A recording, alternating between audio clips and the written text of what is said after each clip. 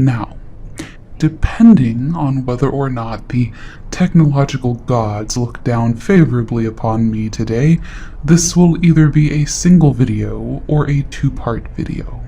If the title to this video says Part 1, then Part 2 will be posted immediately afterward. This may mean that we have back-to-back premieres or something close to it, but I don't think I'm hearing any complaints.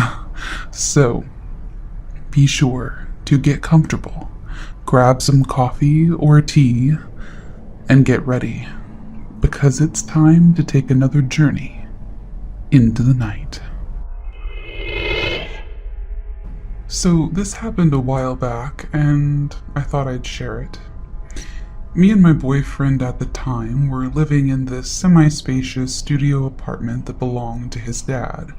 We just moved back from England and needed somewhere to stay while we looked for a new place. It was newly renovated, and we had to be out of there pretty quickly because his dad wanted to start renting it out.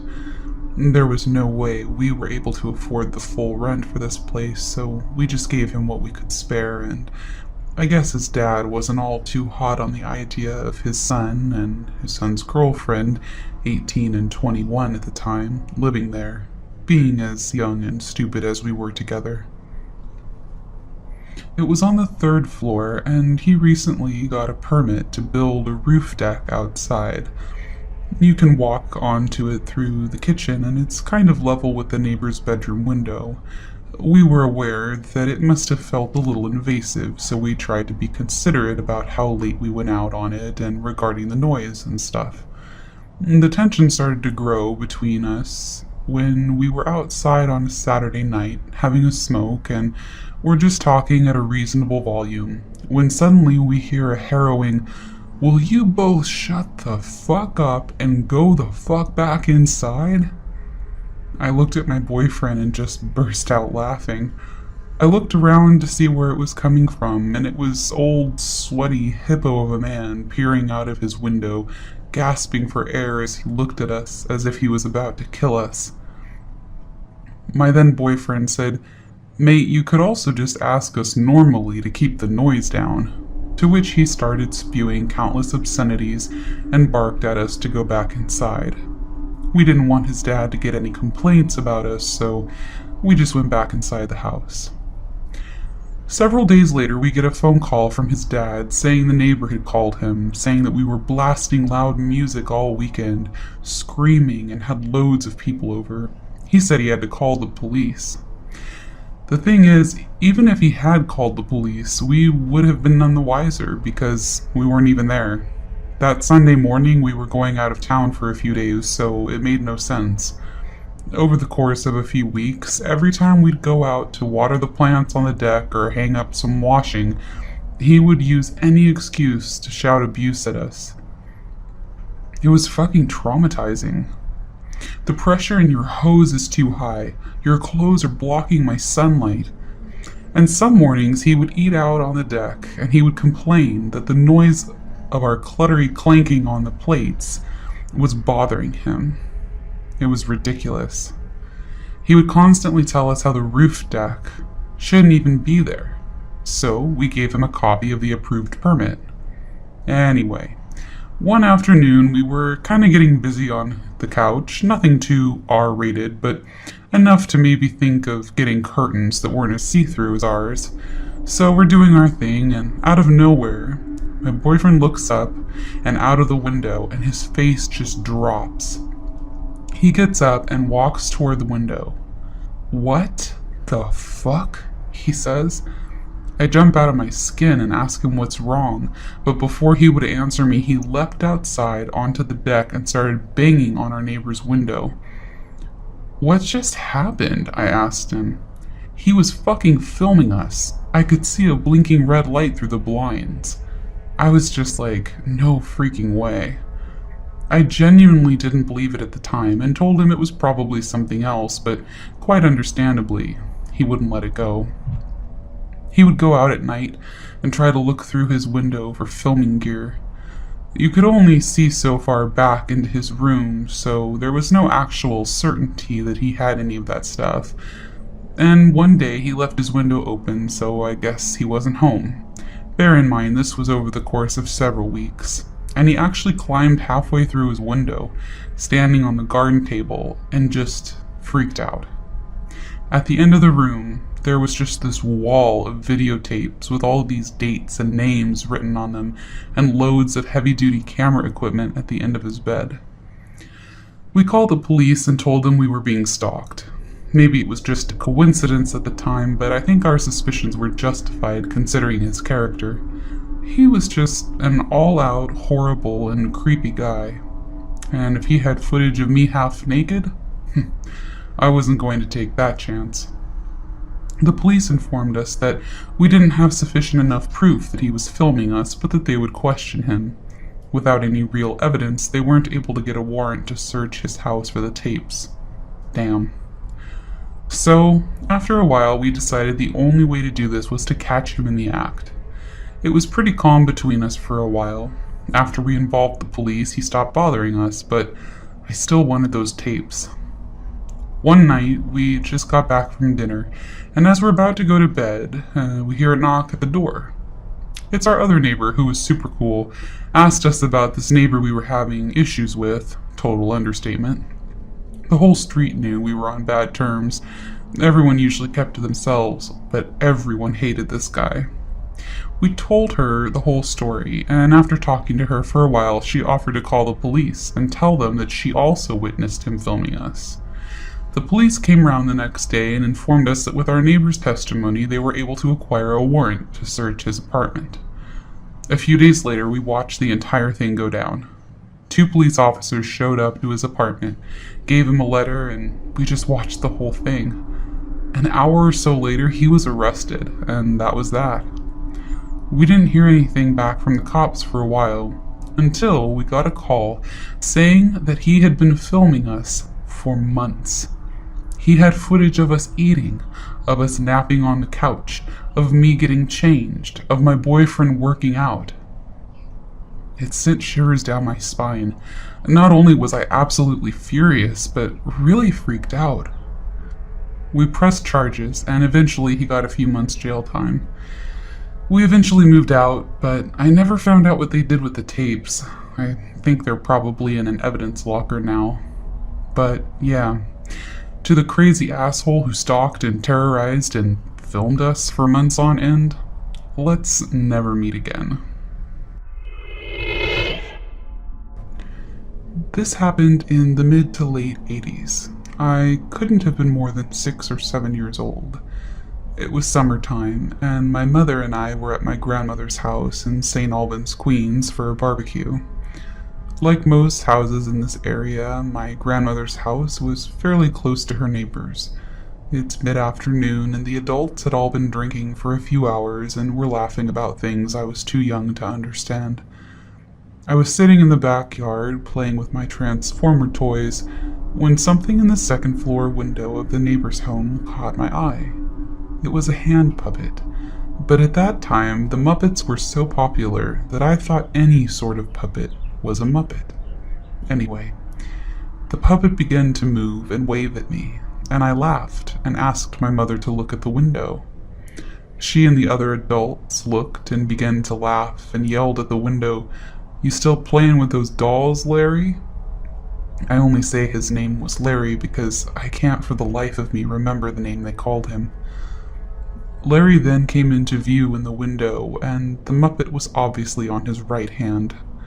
Looking back on it, he was probably in his early 30s or late 20s, considering my mom and uncles knew him. He waved at everyone and walked out of view. Now, at that age, I thought any adult that played with toys or video games was really cool, but I had never seen one who had a Muppet. I figured he was a ventriloquist, and I was really excited at the idea of him coming outside with the puppet and doing a show for us. The barbecue went on, and I kept glancing at the window, hoping to get another look at the puppet, but I guess Larry had put on enough of a show for one day.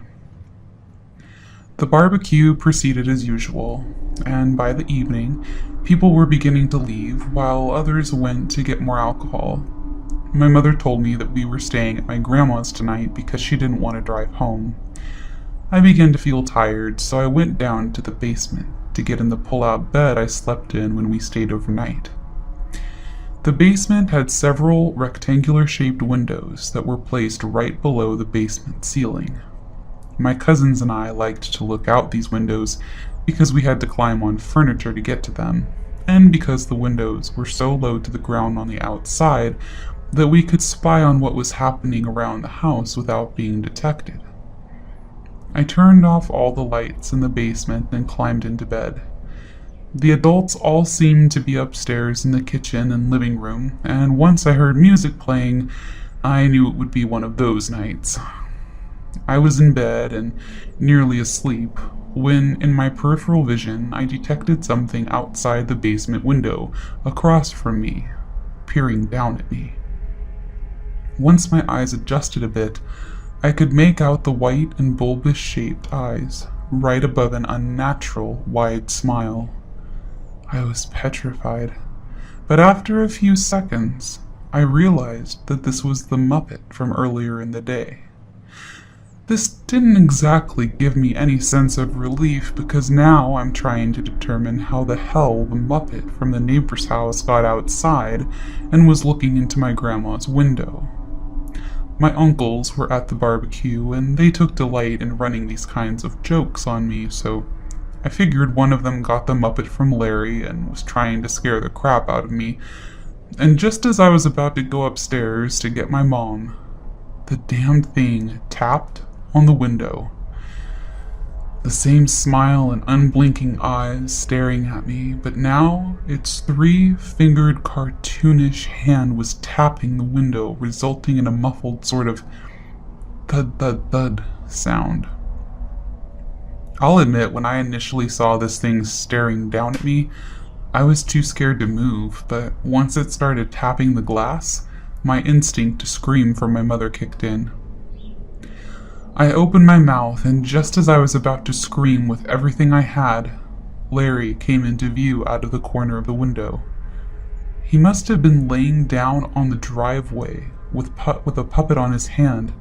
He put a finger to his lips, indicating for me to be quiet, and gestured for me to come outside with his left hand. This was so goddamn freaky that any notion of Larry being a cool guy with a Muppet was out the window. I got out of bed and was walking upstairs to find my mom or grandmother, whoever was less intoxicated. I looked back at the window prior to ascending the stairs, and both Puppet and Larry were still staring at me. The frozen smile on the puppet and the eerie look of excitement on Larry's face still unnerves me to this day. I ran upstairs and found my mother going through records looking for something to play. When my mother was drinking, she could be in any number of moods. I didn't know whether she'd be annoyed at me or make me dance with her to whatever song was playing. Thankfully, she wasn't quite drunk yet and heard what I had to say. After I finished telling her what had happened, she told me to stay in the living room while she took a look outside. She got one of my uncles to go with her, and they both left out the back door. Several minutes passed, and neither one came back inside. I went to the door and heard my mother and uncle talking. I cracked the door open and saw that they were smoking cigarettes. I said, "Mom?" in that way only a little kid can when he or she wants something but is afraid to annoy their parents. "Baby," she very shortly responded, "there's no one out here, you must have imagined it." I asked if I could sleep upstairs in my aunt's room, and my mother said that I could. As I closed the door, I heard my uncle ask if I had had a bad dream, and my mom responded that I always want attention when she's with people. That was my cue that she was annoyed, and I had best not bother her any more that night. I went upstairs to my aunt's room, which was actually a large closet that had been converted to a very small bedroom, and got under the covers, praying that Larry didn't come and get me. Thankfully, there were no windows in her room. The years passed, and every time I was at Grandma's, I'd glance at the neighbor's window for any sign of that puppet. About a decade later, I was at my grandmother's house helping her do chores when I asked her about the guy next door with the puppet. Who? She responded. You don't remember the guy next door that had the puppet in the window that one day? She thought for a while before saying, Oh, yeah, Larry? He hasn't been here in a long time. He got in big trouble for doing something to his younger cousin and moved down south. Wow. I was suddenly that scared little boy, lying in bed in my grandmother's basement, staring at two sets of eyes, staring back at me, wondering what the hell would have happened had I gone outside. Thankfully, I'll never know. I had an interview in the city center and had met up with a couple girlfriends afterwards. I was dressed quite nicely. White blouse, black cardigan, black trousers, not jeans, and some cute kitten heels. It had been raining, and so I was quite damp and blech, you can fill in the blanks. It looked like the results of a wet t-shirt contest, or a car wash gone horribly wrong. My friends had to go home, so I hopped on the bus that stopped essentially right outside my house.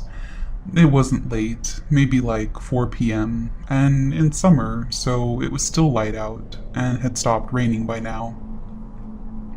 I sat at the back of the bus, where you usually have 9 seats, 4 face backward and 5 face forward, so that the heat from the engine of the shitty old bus could warm me up a little. This guy, Frank, was already sat there, but he was tucked away in a corner, and I had headphones in, so I assumed he wouldn't talk to me and was harmless. I was incorrect. As soon as the bus took off, Frank shuffled over next to me and said something. I took an earbud out and asked him what he had said, and he basically just said, Hey, how's it going? What have you done today, missy? I replied politely and started putting my earbud back in, but he started talking again. This time, he introduced himself and reached out to shake my hand. I gave him a fake name, thank you parents for teaching me about quick thinking and hammering it into my skull, and shook his hand. He would not let go, for like a solid minute, and he was staring at my cleavage before I even said my name. I pulled my hand away and he put his on my thigh. Now, this is where I should have gotten the bus driver involved or at least moved seats. Guess what? I did neither of those things. We talked for about 5 minutes more. I think the fact that he actually touched me sort of sent me into a minor shock and I just froze. He started asking me personal questions, after asking how my interview had gone, such as who I lived with. Would anybody be home when I got home? I lied and told him that my butch-as-shit girlfriend would be waiting for me as she'd cooked dinner for me. I was hella single, but he didn't need to know that. As all creepy old men on buses do, he started asking about our relationship. How long had we been together? Would we get married? Did we want kids? Would we need a donor? Your usual shit, really. While he was asking all this crap, a young guy, Sam, who was maybe my age at the time, had gotten on the bus, made eye contact with me and sorta half smiled, and then went to the top deck. So after, Frank asked the somehow line-crossing question of, will your girlfriend be waiting for you in the shower? I stood up, told him that I had recognized a friend, and went upstairs. Practically ran up the stairs to the top deck where I explained everything to Sam. He let me sit by him in case Frank came upstairs after me. The question was line-crossing for me, I think, because of the way he stared at me when he said it. I vividly remember him licking his lips and clearing his throat and everything. It was vile.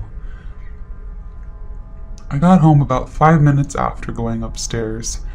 Frank was thankfully no longer on the bus. When I got into the house, nobody was home. My parents and sister were all out elsewhere, and I tried calling them all, but nobody answered, so I cried and shook and threw up, alone, for almost 2 hours. I was a shaky mess even when they got home, and had nightmares for weeks, and saw him everywhere I went, although when I'd check, he definitely wasn't there. I never saw him again, and I wrote in a report to the bus company, I think, telling them the day and rough time I was on the bus, where I was sat, and roughly what he and I looked like. I honestly just got the creeps, even writing about it now, but creepy piece of shit on the bus, who frankly ruined my day after having an amazing interview, let's not meet ever again.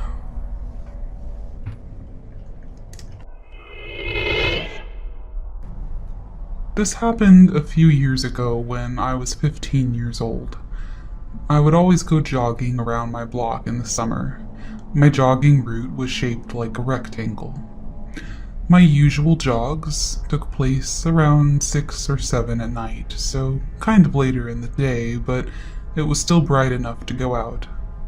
I always figured that it was pretty much safe to go out as long as the sun was up.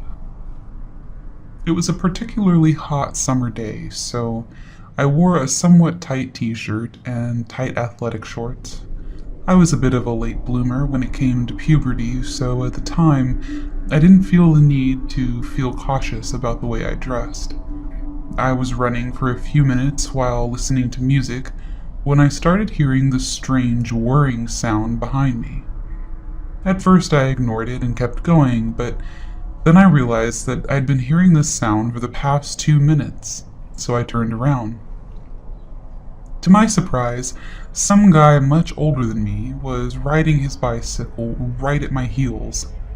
I stopped running, obviously very startled. I turned to look at the guy and warily asked him if he needed something. He says, "Nothing, I just wanted to talk to you." I frowned and asked him what he wanted to talk to me about. He gave me a creepy smile and said, "Has anyone told you you're really beautiful?" I hesitantly thanked him. He looked me up and down several times and gave me a creepy smile and added, "And you're sexy too." Okay, weird. I properly examined him. He was in his early 20s and tall. I immediately got creepy vibes from this guy because he would not stop looking me up and down. He asked me how old I am. In my panic, I don't think straight, and stupidly I told him, and his smile disturbingly lit up. He asked if I wanted to be his girlfriend, and I said no right away. He made an angry face and asked me why not, but I ignored him and started to head in the direction of home. But much to my dismay, he kept following me. While he was following me, he motioned to a secluded area of the neighborhood and said, "Why don't you go over there with me?" I told him no, and that I really needed to get home. I must have looked as scared as I felt, because he gave me a horrible smile and said, "You scared?" My heart pounded in fear, but I ignored him and kept walking. I desperately looked around, hoping to see somebody that I knew in their front yard, but the neighborhood seemed eerily vacant. He continued to follow me and kept trying to lure me to that secluded area and kept telling me how sexy I am.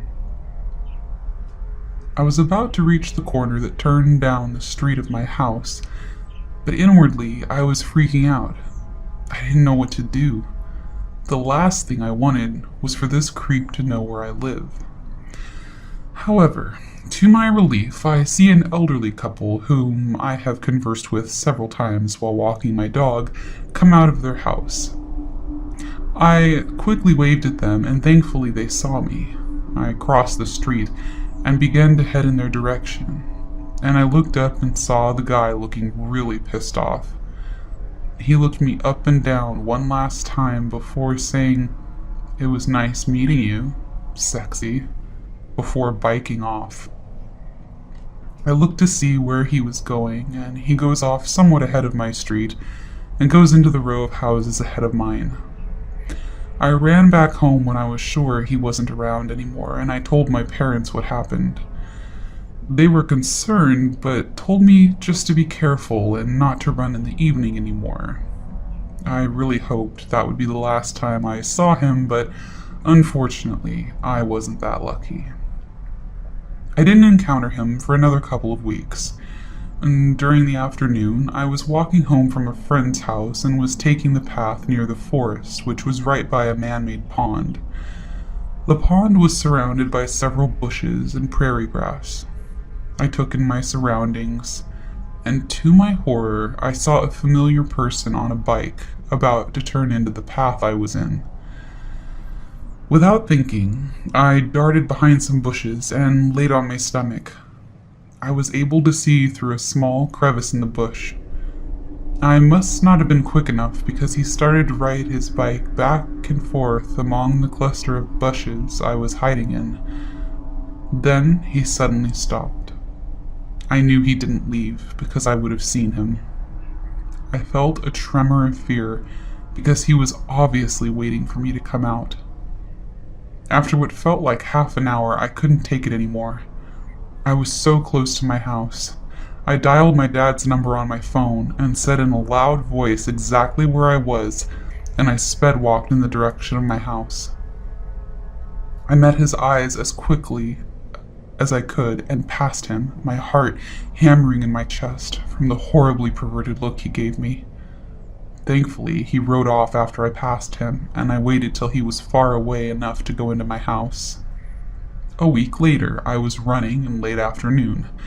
I had become a lot more alert ever since the first incident occurred. I know I'm stupid, and I should have changed my jogging route, but I was running past the place where I managed to get away the first time, the corner into the row of houses that leads to mine, and while I was walking I got distracted by the sudden movement in my peripheral. I saw the shape of a familiar guy sitting on a truck. Before I could even process what to do, the guy sitting there suddenly looked up and saw me. To my utter horror, he quickly leapt up and picked up his bike. I immediately knew it was him, and I bolted down the street to my house. The problem with doing that was that he now knew where I lived. My brothers and dog were outside and they saw me running. They asked me what was wrong, but I ignored them and slammed the door. I peeked out of my blinds and saw him start to slow down as he pedaled past my house. To my absolute fury, he petted my dog without even asking. He then sat on the bench near my house and was just watching it. I was absolutely livid at this point.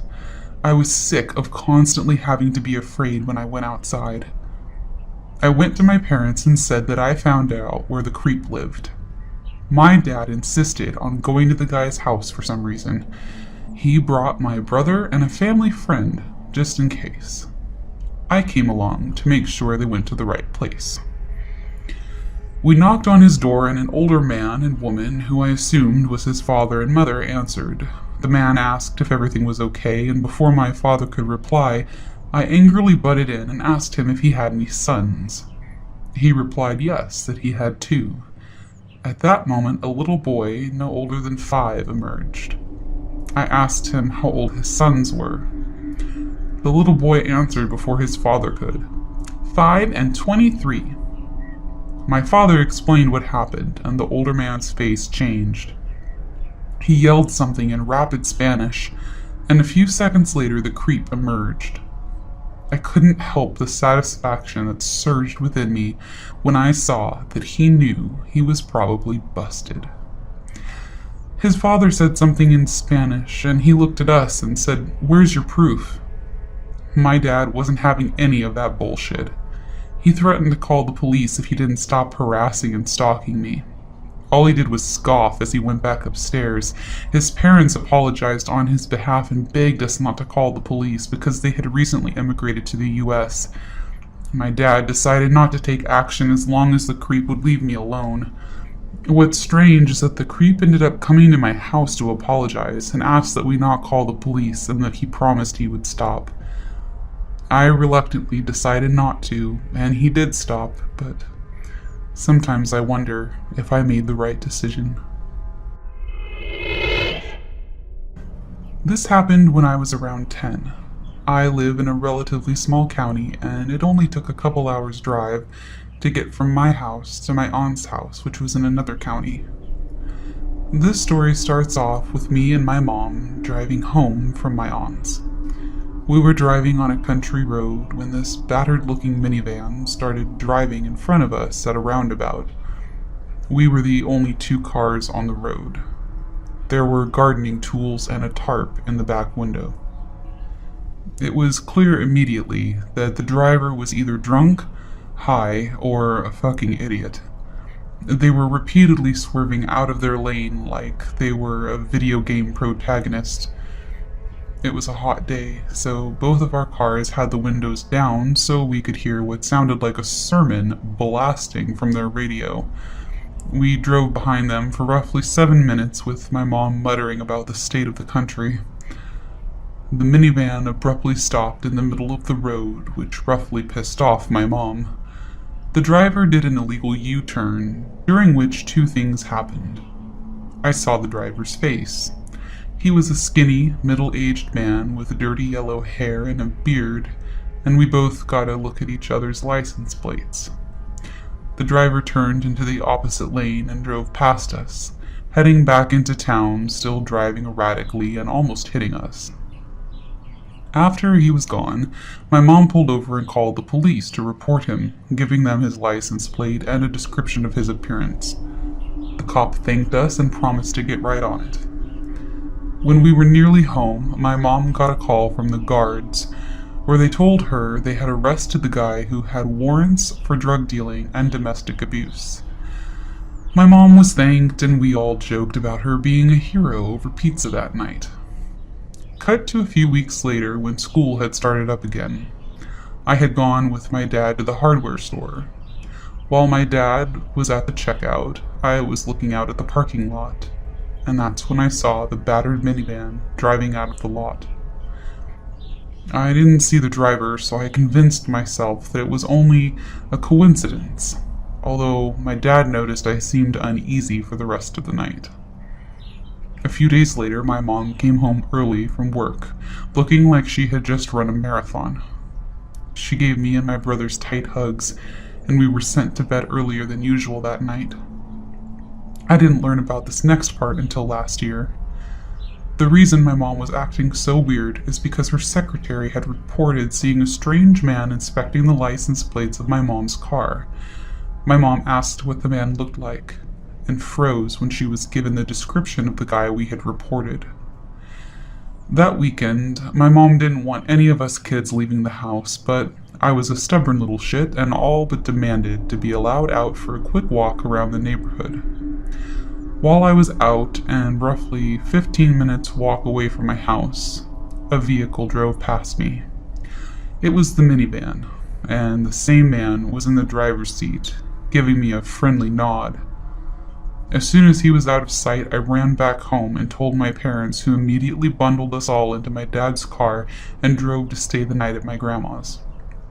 I was put in the guest room, but I had zero chance of falling asleep, so I was wide awake for all the drama that happened that night. My parents called the cops and informed them about the man stalking us. A couple hours later, a squad car pulled up outside and the officers told my parents everything. When they arrived to our house, the one we had just left, they had discovered the front door had been forced open. Some of our nicest possessions had been smashed and were left in shards on the floor, but that's not even the worst part. No. The worst part was when the police found the man. In the pantry, holding what a female officer described as the biggest damn knife I've ever seen. We spent the next few days at my grandma's while my parents handled all the legal business. The man was sentenced to life in a psychiatric hospital, and none of us have seen him since. I dread to think what would have happened if I hadn't gone for a walk that day. This is one of those stories where you just don't even know where to begin. So let's start with when I first met Bryson. As teens, my friends and I went to a lot of shows. I'd say most of the people I know today are people I met at some hardcore show at some dirty venue. Being a 110-pound girl at the edge of a pit with too many beers in her, I sometimes got bumped into it, but it didn't bother me too much. So one night, this absolute beast of a man comes and stands in front of me and fends off all the drunk punks and makes sure that no one else bumps into me or my best friend Joyce. How sweet of him. So the months turn into years and we all grow up a bit and start going to less and less shows. I was at my tattoo artist when I bump into Bryson in the waiting section. We catch up a bit and I find out that he works close to where I live. So we have a massive chat. He asks about Joyce, he asks if we're still inseparable, and if she still works at the same place. He's super sincere and kind, and he's well known in our scene, so when he asked for my number, I didn't have a single issue giving it to him. After that, we were texting often, but not often enough to make it a thing. The band Every Time I Die was on tour in my country a few weeks later, and it was during the rainy season of the year. And Joyce and I obviously had the time of our lives. Bryson was there, and we had shots with him. Now, if I'm going to tell you the story of how I lost one of my shoes in the mud, I'd be lying, because I honestly have no idea how it happened. I just woke up minus one sneaker and didn't think too much of it. They were old anyways. This is where things start getting weird. I'm at my part-time job when one of the guys from the van store rocks up to my shop. He's got 2 pair of Vans in my size and says I can pick one. I tried to explain to him that I don't have money for shoes right now, but he says, "Don't worry, the guy with the tattoos paid for them already. You can have either one of these pair." The guy with the tattoos? That didn't exactly narrow it down. The only tattooed guy I could think of that would buy me new sneakers was probably my ex, but he lives in a different country now, so it's virtually impossible. I asked the band's employee if he had a name for me, but he said no. So I picked a pair and decided I'd try to figure out who got them for me when I was on my break. Just as I'm about to finish work, Bryson meets me at my shop. The guy with the tattoos. I ask him, and he says yes, it was him that bought the shoes. I said thanks, and I offered to repay him, but he says he would just like to take me out for dinner. I politely declined, so he offered to give me a ride home. Weeks and months pass, a random text from Bryson here and there, but nothing much. I got a boyfriend, we broke up a year later, I moved out of town, and I moved back again. By now, I am an adulting woman. I run into Bryson at a show and we have a catch-up. He seems happy, he's doing well in life. He asks if I still have the same number. He asks about Joyce, asks if we're still inseparable. The same questions as before. I say yes to all of them. Now at this stage, I am working at a shop in a strip mall. As per what I guess became a little tradition, a package from Vans arrived at my shop. They're addressed to me, my size, not really my style. I message Bryson, and he says it's a gift, and that he'd still like that dinner. Again, I offered to repay him, and kindly declined the dinner date. A week or so passes, and he arrives at my shop, with 2 bags full of Lush goodies, and lunch for myself and my colleague. He says he's been in the area, and he felt like doing something nice for me. I felt overwhelmed and said that there's no way I could accept all of this. For anybody who doesn't know, Lush bath products are really expensive. He insists. He says how the sales lady at Lush said that she wishes she had a guy to buy her such nice stuff. I offered to repay him. Still, just dinner. I say to him that I don't want to do that because I feel like I'd be wasting his time and leading him on. He said that he would never think that I was bullshitting him because he loves me. Loves me. Okay, that escalated quickly. I was without words. When he left, I sent him a text, asking him to please not buy me gifts anymore. He didn't reply. Fast forward about a month, I'm having a housewarming / Halloween party at my apartment. I'm dressed as Mia Wallace and Joyce as Beetlejuice, and we're busy getting ready. I already have a dozen of my friends downstairs, having fun and being social. Suddenly, another friend of mine hammers on my bedroom door, freaked the hell out. "There's a guy with a gun downstairs asking for you." What? A guy with a gun? One of my guests?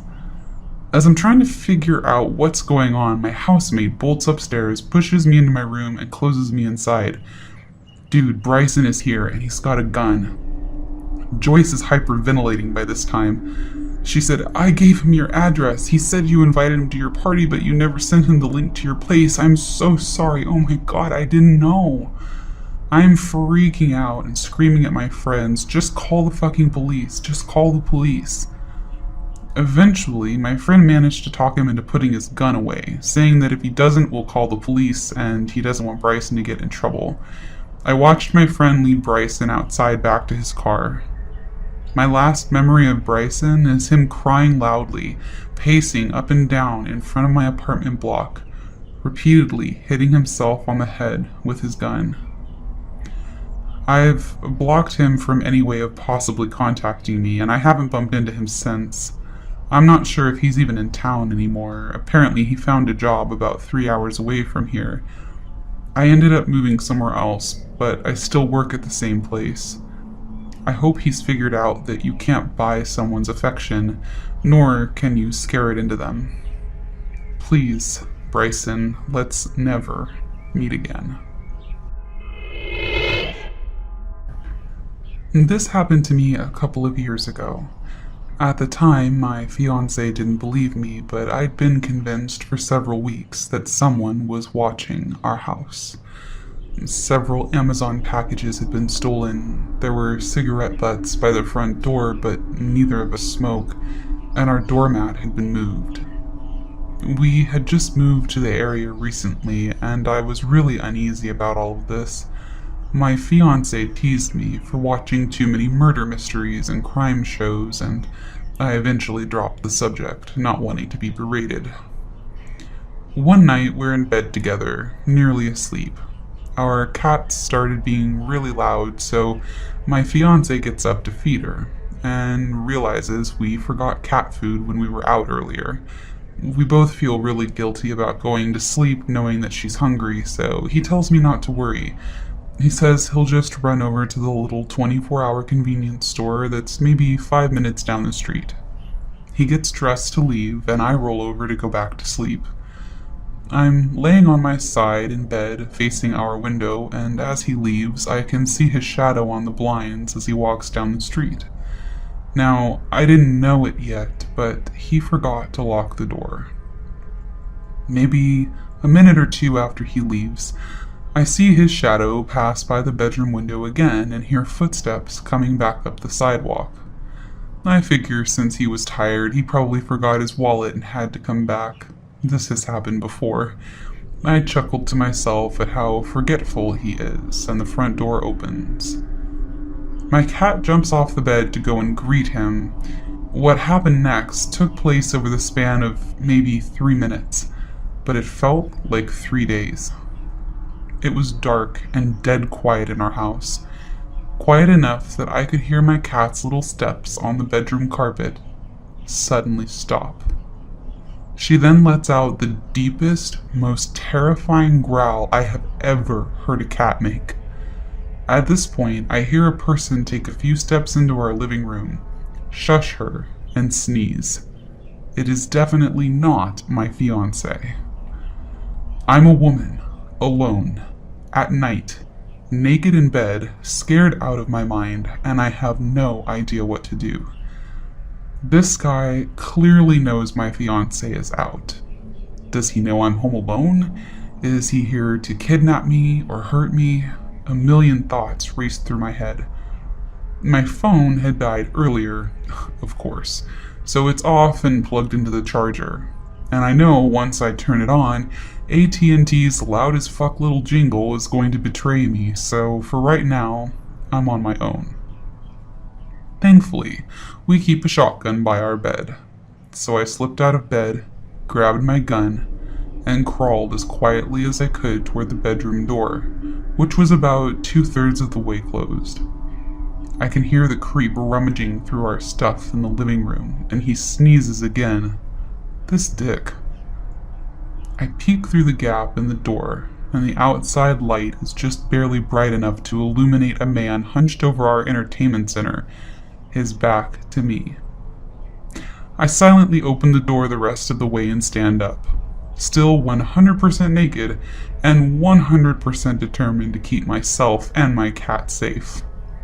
I muster all my stupidity and courage and cock the shotgun, and in the deepest, booming voice my body will allow me to physically make, I bellow out, "What the fuck do you think you're doing?" I have never seen a human jump so hard or run so fast in all my life. I scared that creep so badly he about launched himself into orbit. I got one good look at his back as he ran outside into the darkness, and then he was gone. I slammed the door shut behind him and yanked my terrified cat out from under the couch by the neck. We booked it to the bedroom with my gun, and I held her so close to my chest, just sobbing while I struggled to turn my phone on and dial 911. My fiancé got home with a can of cat food moments later, and immediately noticed the PS4 on the ground and our other electronics moved around. He found me in the bedroom flipping out, and I barely got any words out to explain what had happened before the cops showed up. They were super nice, but unfortunately there wasn't much they could do. They didn't have a lot to go on, as I hadn't seen the man's face and couldn't really give them a solid description. Fortunately, none of our stuff actually ended up being taken, and more importantly, my cat and I were both okay. However, we were positive the creep lived in our area, as a few weeks later, someone we knew up the street was robbed in the exact same way. He left his door unlocked for a moment to run to the store, came back, and all his electronics had been stolen.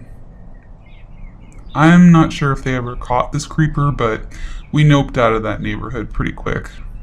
Lock your doors, people. And, creepy thief watching my house? Let's never meet again. This happened a while back when I was 12 or 13. It was summer, really hot outside, and everyone was wearing dresses, shorts, tank tops, sandals, that kind of thing. Where I'm from, it's normal for kids to take public transportation to and from school as opposed to being driven or taking the school bus, which isn't even a thing here. As it was so hot, I wore a tank top and a wrap skirt that I borrowed from my mom. I was a teen, but still young enough where you think your parents are cool and not weird. And I really liked this one of my mom's. It was green and it was long, definitely nothing seductive about it. And if you can picture the words 12 to 13-year-old and seductive in one sentence without cringing, you're a creep.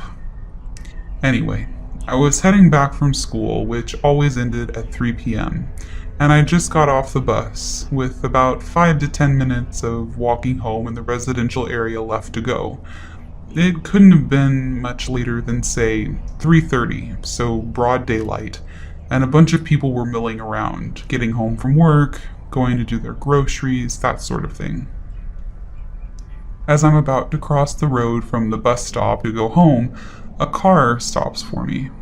It's a very typical make for this part of the world, a nondescript kind of beige color. Not too new, not too old.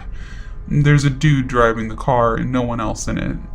He greets me with familiarity. "Hi, how are you?"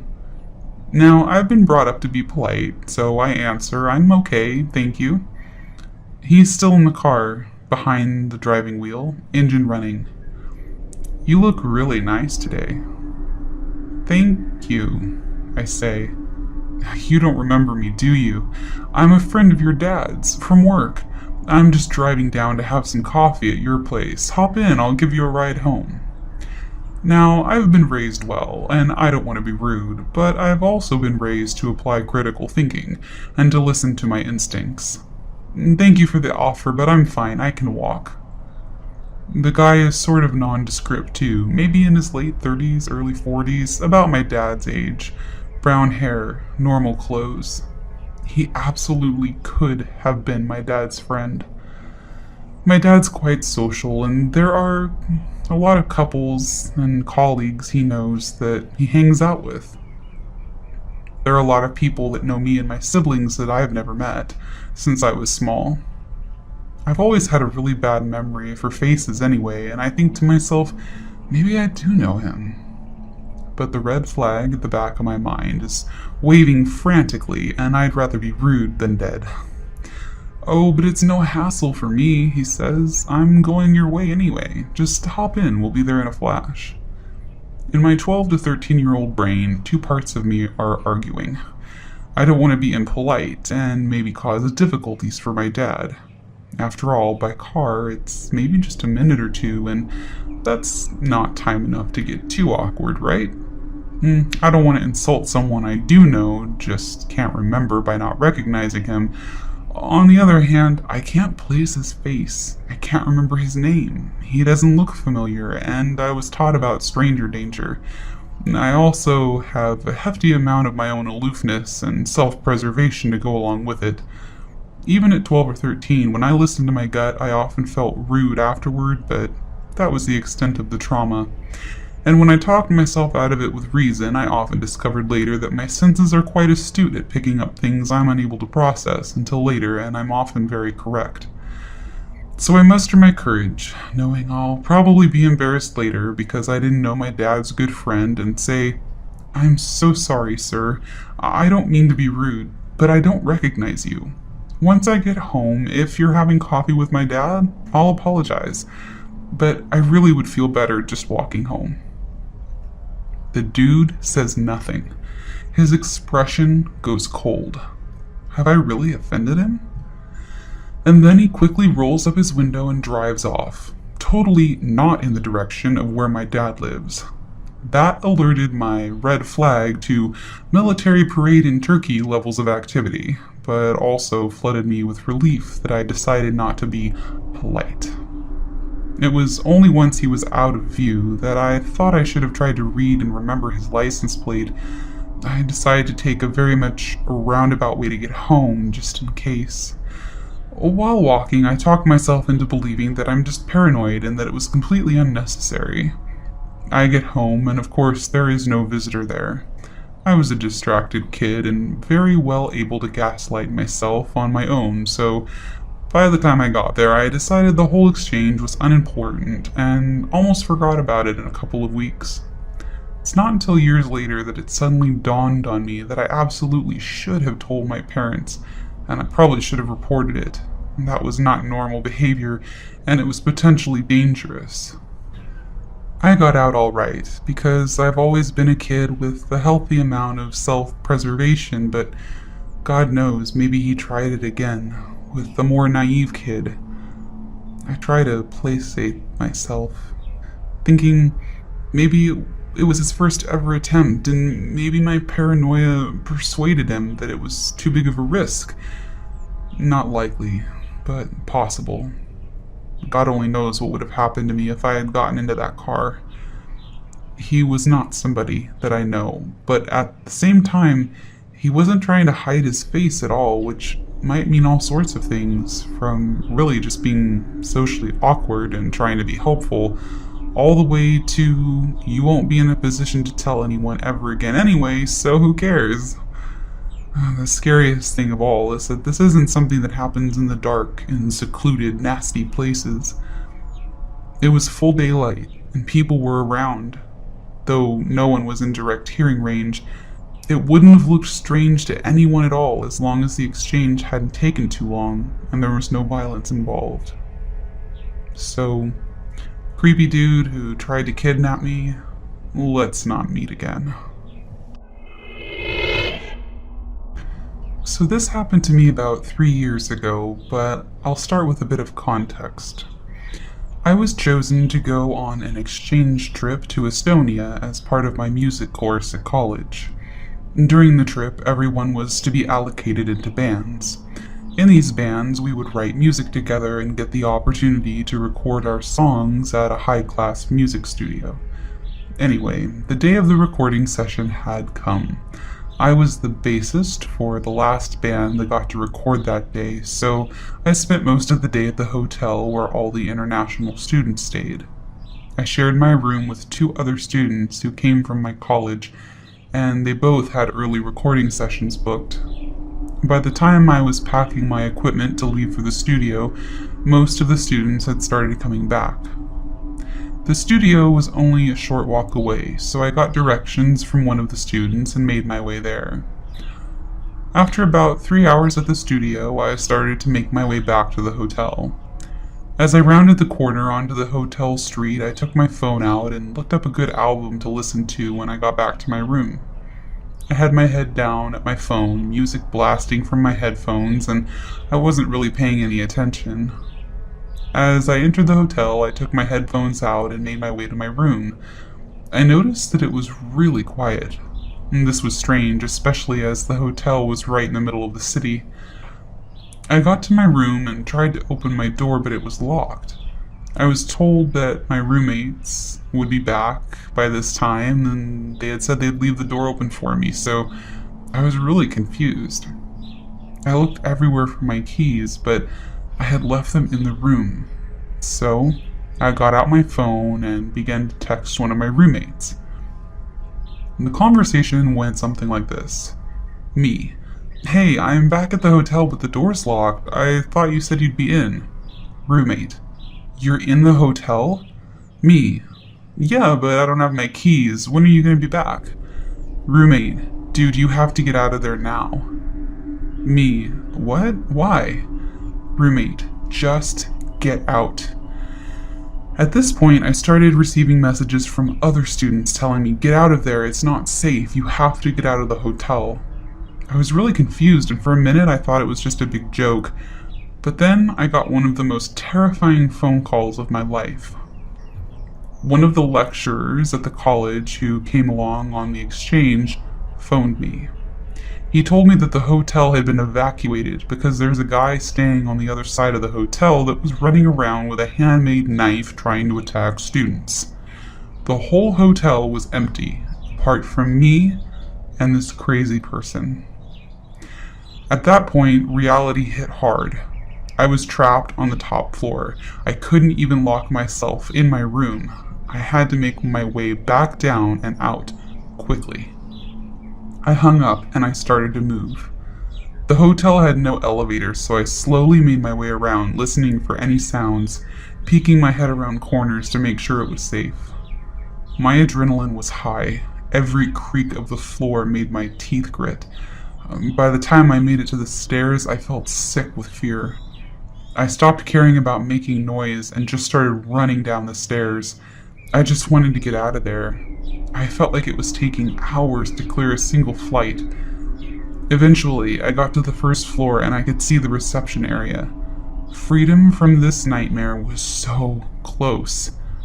However, as I made my way down, somebody walked around the corner and stopped at the bottom of the stairs. I noticed the figure and stopped dead in my tracks. A middle-aged man with short dark hair, topless, covered in what looked like oil and grease, holding in his hand a filthy rag covering something underneath it. As he turned his hand slowly, I saw the handle. It was a knife. It was too late to hide. We locked eyes, and my blood ran ice cold. I wanted to run, but fear glued me in place.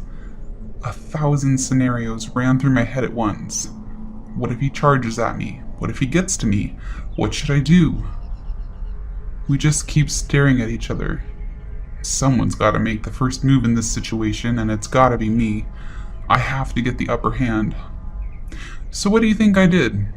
Out of all the options I had in that situation, I did the first thing that came to my head. I smiled. I looked him dead in the eyes, and in the friendliest voice I could manage, I said, "Hello, nice day, hmm?" Silence. He said nothing. A second later, he started slowly walking up the stairs, looking back at me every once in a while, confused. I stood dead still and never took my eyes off of him. He kept his head down and he started mumbling to himself. As he walked past me, I could smell the body odor and booze. He rounded that corner and I ran. I bolted through the reception area and burst out of the front entrance. To my right, the street was completely empty, and to my left, a large crowd of people were staring at me in disbelief. Just a few meters away from me, one of the lecturers had his back pressed to the hotel's wall. He told me to come quickly, and I made my way into the crowd where I found all the students and guests gathered. After that, we waited for the man to be escorted out by police. All of us grabbed our things and we found a much nicer and safer hotel for the rest of the trip. I was later told that a few of the crowd saw me walk in and were calling to me, but I didn't hear or see them because I had my earbuds in and I was staring at my phone. What panic they must have had to see me walk in, and shock to see me come back out. For some reason, I never told my fellow students or lecturers what happened. When they asked, I just said that I didn't see the guy. For the rest of the trip, the guy in the hotel was nicknamed the Mad Stabber. I didn't sleep very well for the rest of the trip. So, this is to you, Mad Stabber, wherever you are. Let's never meet again.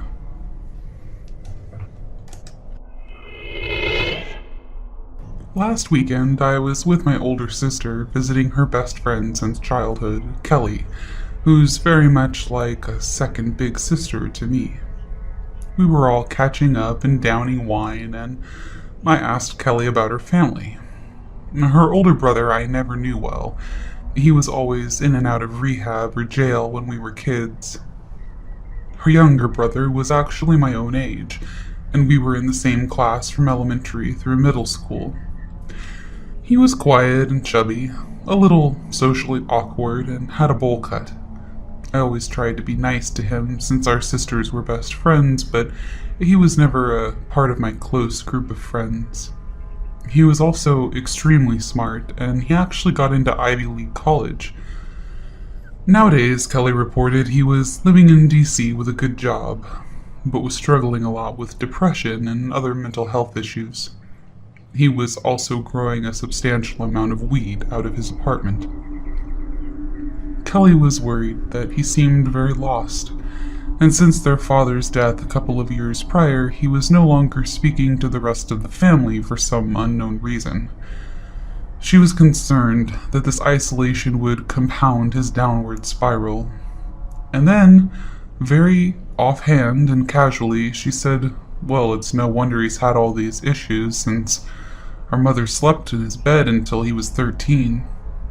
What the fuck?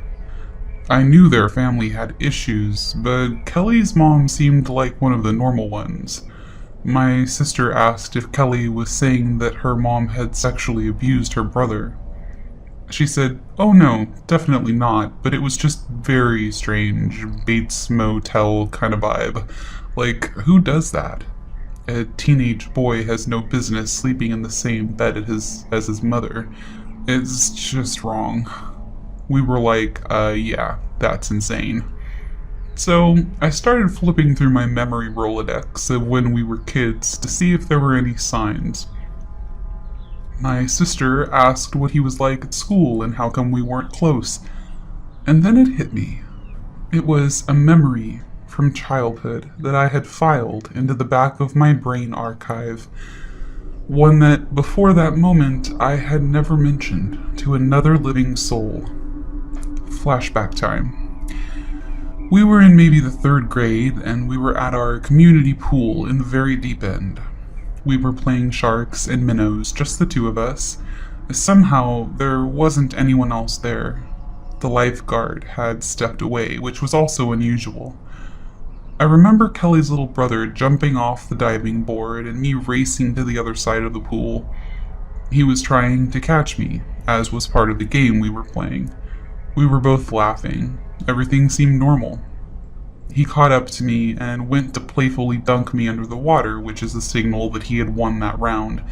But after a few seconds, I realized that he was still pushing me down. I double tapped his hand as if to say, "Hey bro, let me up." But instead, he brought his legs up to his chest and put his feet on my head. Then he straightened out his legs, pushing me down several more feet. I started to panic and tried to break away, but his feet were vice gripped to my head, and any time I tried to move out from under him, he would bring his leg up and push me right back down again. He was actually standing on my head. Finally, I jabbed my nails into his legs as hard as I could and scraped them across his flesh. He screamed and loosened his grip. I couldn't get to the surface fast enough. My lungs felt like they were on fire. Finally, I was above the water and choked for air like I was having an asthma attack. I turned to look at him, ready to unleash some serious rage for what he had just pulled. At the time, I still thought it was just a bad prank that had gone too far, but that was until I saw his face. Totally emotionless, totally expressionless, just staring at me. I expected him to start profusely apologizing, but he just sat there, holding onto the wall with a blank stare. It was like he was observing me, waiting to see how I was going to react. Looking back now, it felt like he tried to drown me as some kind of sick science experiment. I was so mind-fucked by all of it that instead of yelling at him, I just sort of stared back. At some point, I just turned around and casually made my way to the edge of the pool and climbed out. He never said a word. I have no idea why I didn't run to find an adult or call my parents or ever tell them or even any friends. I think I just very much wanted to pretend like it had never happened. I had no idea how to remotely handle what happened to me that day, so I just never did. So, Bates Motel Mama's boy, who's probably a serial killer now, let's not ever meet again, because now I remember, and I will tell everyone. When I was in the 6th grade, I had this friend, Jamie. At school, I didn't notice too much out of the ordinary about Jamie, but now looking back, I realized that she faced a lot of hardship. She would tell me things like how she had a fungus on her feet from not wearing clean socks, and that she constantly got headaches because of her eyesight. She probably should have had glasses. For some reason, none of this ever set off any red flags in my 11-year-old brain, and so I jumped at the chance to come to her house for a sleepover. Jamie invited me to come over at the beginning of the school week. It was only after I received this invitation that she started to tell me more about her home life. She lived in a duplex with her mom and teenage brother. Her dad lived on the other side of the duplex. Her parents were divorced. I thought it was weird that the dad still lived in the same house as the mom, even though they were divorced, but I didn't press the matter. Jamie went on to tell me that her father had recently held a gun to her brother's head during a heated argument. This immediately set off alarm bells in my head. I had never been around guns before, but again, my 11-year-old brain didn't think to tell my mom about what Jamie had told me. I was just excited to be going to a sleepover. Friday rolled around, and my mom dropped me off at Jamie's house. The neighborhood was pretty run down, but not terrible. I walked into the house and met Jamie's mom. She was super nice and welcoming. Jamie's dad was also there, and I was a little afraid of meeting him, but all of that was forgotten as Jamie and I went outside to play in the woods in her backyard. After a little while of running around in the woods, Jamie's dad called us inside. He said he needed to run an errand, and since Jamie's mom had gone out, I don't know where, we had to go with the dad so that we wouldn't be home alone. Jamie and I hopped in the back seat and off we went. We drove to a neighborhood the dad parked the car and walked inside of the house. This wasn't the type of errand I thought he was going to be running. I can't remember how long we sat outside that house waiting, but it wasn't until many years later that I realized her dad was picking up drugs. I don't know what kind. I just remember Jamie telling me her dad did some kind of drug. Again, 11-year-old brain.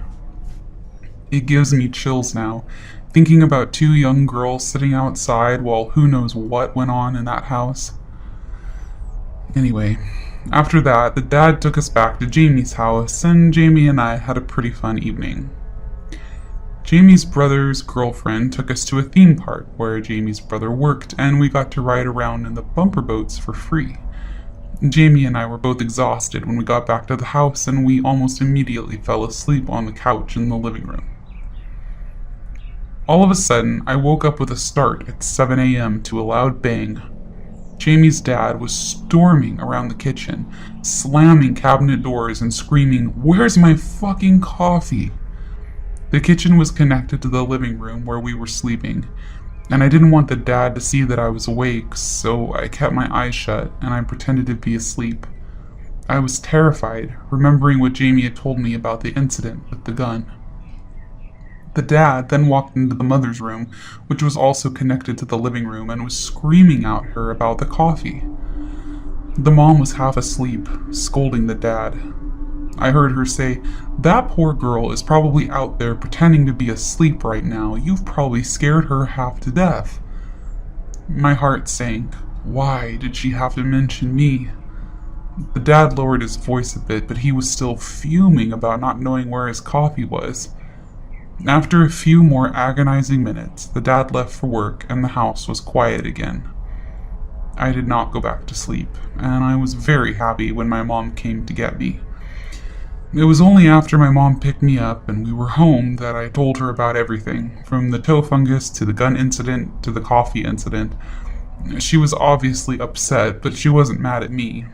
She told me very sternly that I would not be spending the night at Jamie's house again, but that Jamie could come to our house whenever she wanted. Jamie moved schools before we started 7th grade, and I never saw or heard from her again. The only piece of news I heard about her was a few years later. I was in high school at this point, and my mom found a newspaper article that stated Jamie's mom had set their duplex on fire in order to get insurance money, and that Jamie's mom had been arrested. There was no mention of Jamie or her father. So suffice it to say, Jamie, wherever you are, I really hope you're okay. And Jamie's dad, and probably her mom too, let's never meet again. First things first, I gotta rip off the band-aid and admit that from late 2001 to mid-2003, when I was a teenager, I wrote fan fiction and posted it online. My stories weren't that great, but I made friends because I posted them, so I don't regret doing it. Even after I stopped posting stories, I was still active online, and instead I posted fan art and dumb stuff about the role plays I did with my buddies over on DeviantArt. Cringe. Maybe I sound like a lame fangirl, but whatever, I was having fun. Fast forward to 2008, when I got a PM on DeviantArt that was, well, I really wasn't expecting online life to take such a strange turn on that particular random day. However, the writer, Ari, began her missive by informing me, a complete stranger, that she was seriously mentally ill. She listed a wide variety of disorders that included schizophrenia, which had tormented her all of her life. She then said she was scared to write to me like this, but she had to, so she could move on. Move on from what, you ask? Well, from her hatred of me, of course. Ari wrote that she had hated me for a long time, based on the fanfiction I wrote because my stories terrified her. Okay, now let's be really clear here. I wrote stories about characters from cartoons and one comic book.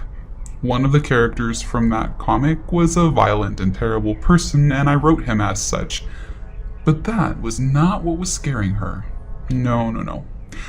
Ari was scared because she was in love with said violent character John, and believed they were destined for each other, and that he talked to her in her head. And then she read my fan fiction, and suddenly John stopped talking to her, and she knew it was because he was talking to me instead. She was absolutely certain that I had stolen her true love from her. She said that after that, she developed a belief that I was the arbiter of her reality. More generally, that's a direct quote, and I will never forget that phrase, that I was capable of reaching into her mind and not only reading, but taking away her precious thoughts. This caused her so much anguish and suffering. However, she went on, that deep down she also knew that this was a delusion caused by her mental illness. Ari closed her PM by begging me to respond to her, to confirm that I was just a normal girl so she could get past this trauma I had caused her and be happy again. Now, I have to again rip off a band-aid of inviting judgment here by admitting that sometimes I'm a complete dumbass. I am also a soft-hearted person, and the idea that someone could have been harmed by the goofy crap stories I'd posted years earlier made me kinda sad, especially since she had legitimate, at least according to her, mental illnesses. So I did a soft-hearted but ultimately dumbass thing, and I responded. Yes, I was a normal teenage girl when I posted that stuff, and now I am a normal early 20s woman with no mind-stealing superpowers. Also, I don't know you and had no idea you existed until you sent me this, so how could I have singled you out to hurt you with my fanfictions? Please don't worry about me. And I thought, what a kind person I am. That will surely be the end of it. Wrong. Ari replied to me using a different, upbeat and cheerful tone, saying she was so glad I wrote back to her, because now she knew she didn't have to fear me and we could just be friends. She loved my fan fictions, honestly. And by the way, what was my real name so she could find me on Facebook? Excuse me? No. A dumbass I may be, but I ain't that stupid. I told her I didn't have a Facebook, a lie, and that I was busy with school, a truth, so I wouldn't be on DeviantArt a whole lot, half-truth. But I wished her good luck with her mental health recovery and hoped that she would have a good life. A truth. I mean, so far she just seemed trouble and weird, but I wouldn't have wished harm on her. I didn't get a response to that. However, a few months later, I got a DeviantArt PM from another account I didn't know that simply asked, "Hey, how do you get your characters to talk for you?" Now, I hadn't posted any fanfiction for years, but I was still participating in fandom and talked online about writing, and I honestly thought this question was about writing, specifically dialogue. I mulled over how to respond and ended up not answering right away. I went back to my PMs a few days later and saw that I had another new message. This one saying, with many exclamation points and cry typing style misspellings, that I had to answer and I had to teach this stranger how to talk to my characters, and that I didn't know how long this user had suffered because of me. Oh my goodness, I wonder who it was using another account. And guess what? I was still a goddamn dumbass. So I answered the first message, but sort of detachedly ignoring the desperation of the second message, and just kind of giving tips for how to learn a character's voice, which is a writing term, and how to write dialogue for them. Once again, I got a very chipper reply, including a confession that yeah, it was Ari, like we didn't know, and she just loved talking to me and thought I was so nice and such a good friend to be so patient with her and answer her burning questions about how to talk to my, yes, specifically my, characters. Because you see, She had realized that she was not just in love with John, but with my John from my stupid fanfiction. And now she could talk to him anytime because we were friends. I got the idea that she was not asking to roleplay and instead thought she would be able to communicate directly with this once removed fictional character now. But I feigned ignorance and said something like, our role-playing group is kind of private and not accepting new members, but I hope I answered your question. Please have a good day. Because see, I did not really want to be friends with someone who, A, seemed to believe I was somehow responsible for her mental illness and mental health despite not knowing her from Adam and having only spoken to her twice, and B, had already told me once that she hated me and thought I could control her reality. On the kinder side of things, I honestly didn't think continuing to converse would be good for either of us. On the meaner side, I just really didn't want to interact with this person anymore, and I felt I had already done more than enough to help this stranger. Okay, so she stopped responding to me, and I thought this strange interlude in my life was over. Plot twist. Now, fast forward 7 entire years to early July 2015, at which time I had moved my main online presence to Tumblr. I had left a note on my DeviantArt account in 2011 when I moved, giving my new Tumblr screen name so my fandom buddies could easily find me. At this point, I had not posted any fanfiction for over 10 years. I was also not talking much at all online about John, except to reblog the occasional post someone else made about the comic he was from, as you do on Tumblr. Suddenly, I received an anonymous ask, and that ask said in no uncertain terms that I was the cause of the asker's suffering, because I had callously disregarded others' feelings. It closed with some kind of weird threat. I can't remember exactly what now because I instinctively deleted the ask due to being unnerved. I guessed that it could be Ari based on the typing style and the fact that there couldn't possibly be two people in the world who thought that I made them suffer through my fiction, right? But it had been 7 years, so I wasn't entirely sure. And then I did a third dumbass thing.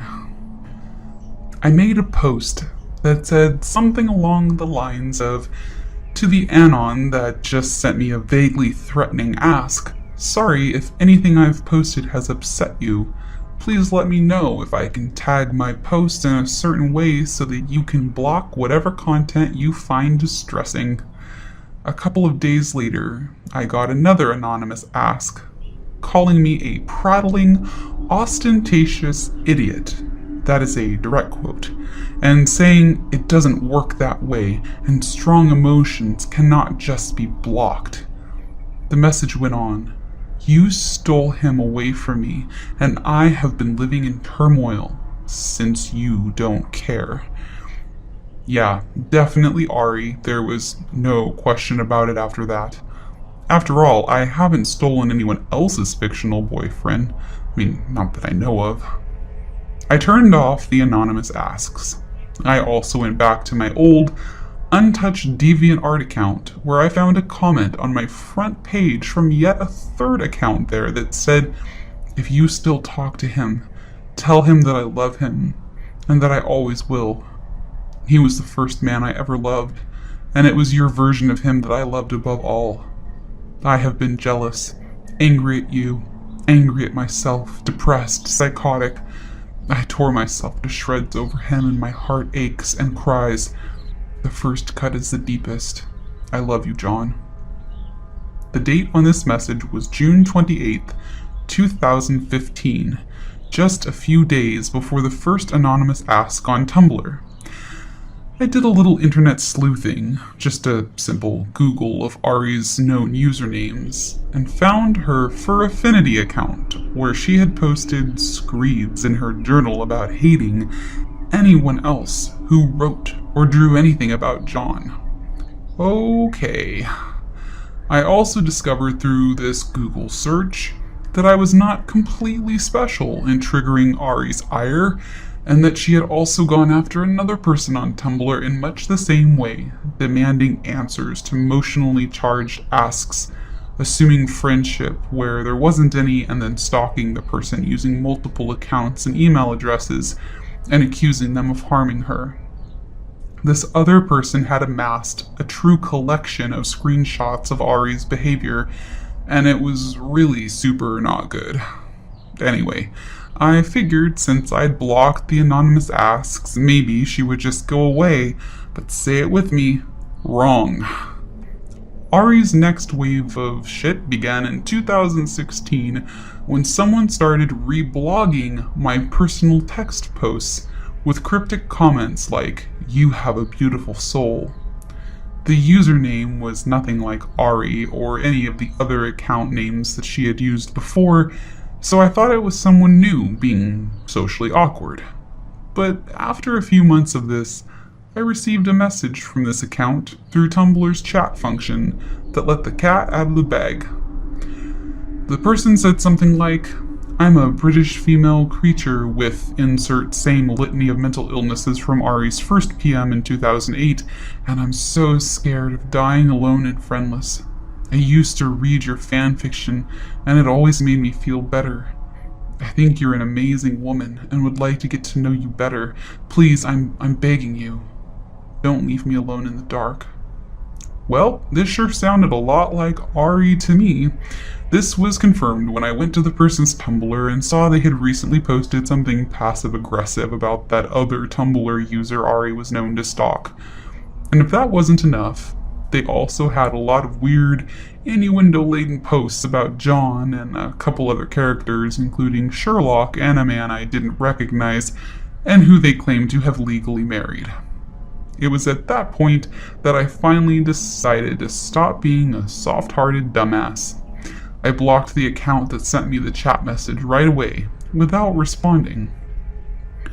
Over the next several months, Ari attempted to contact others on Tumblr who it was obvious I talked to a lot. My girlfriend, our best friend, etc. She sent them chat messages like the one paraphrased above, hilarious in the case of my girlfriend who never wrote any fanfiction, begging for their relationship and also, just casually asking what I was doing, whether they could get me to talk to her, that sort of thing. I know my girlfriend and best friend blocked her too after they asked me who the hell this person was, and I told them the whole story. I also discovered that on Tumblr you can use an option to allow chat messages only from people you follow. With that account blocked and no one that I don't follow able to send me chat messages, I thought again that surely this weird nonsense would end. But you know the song by now. Wrong.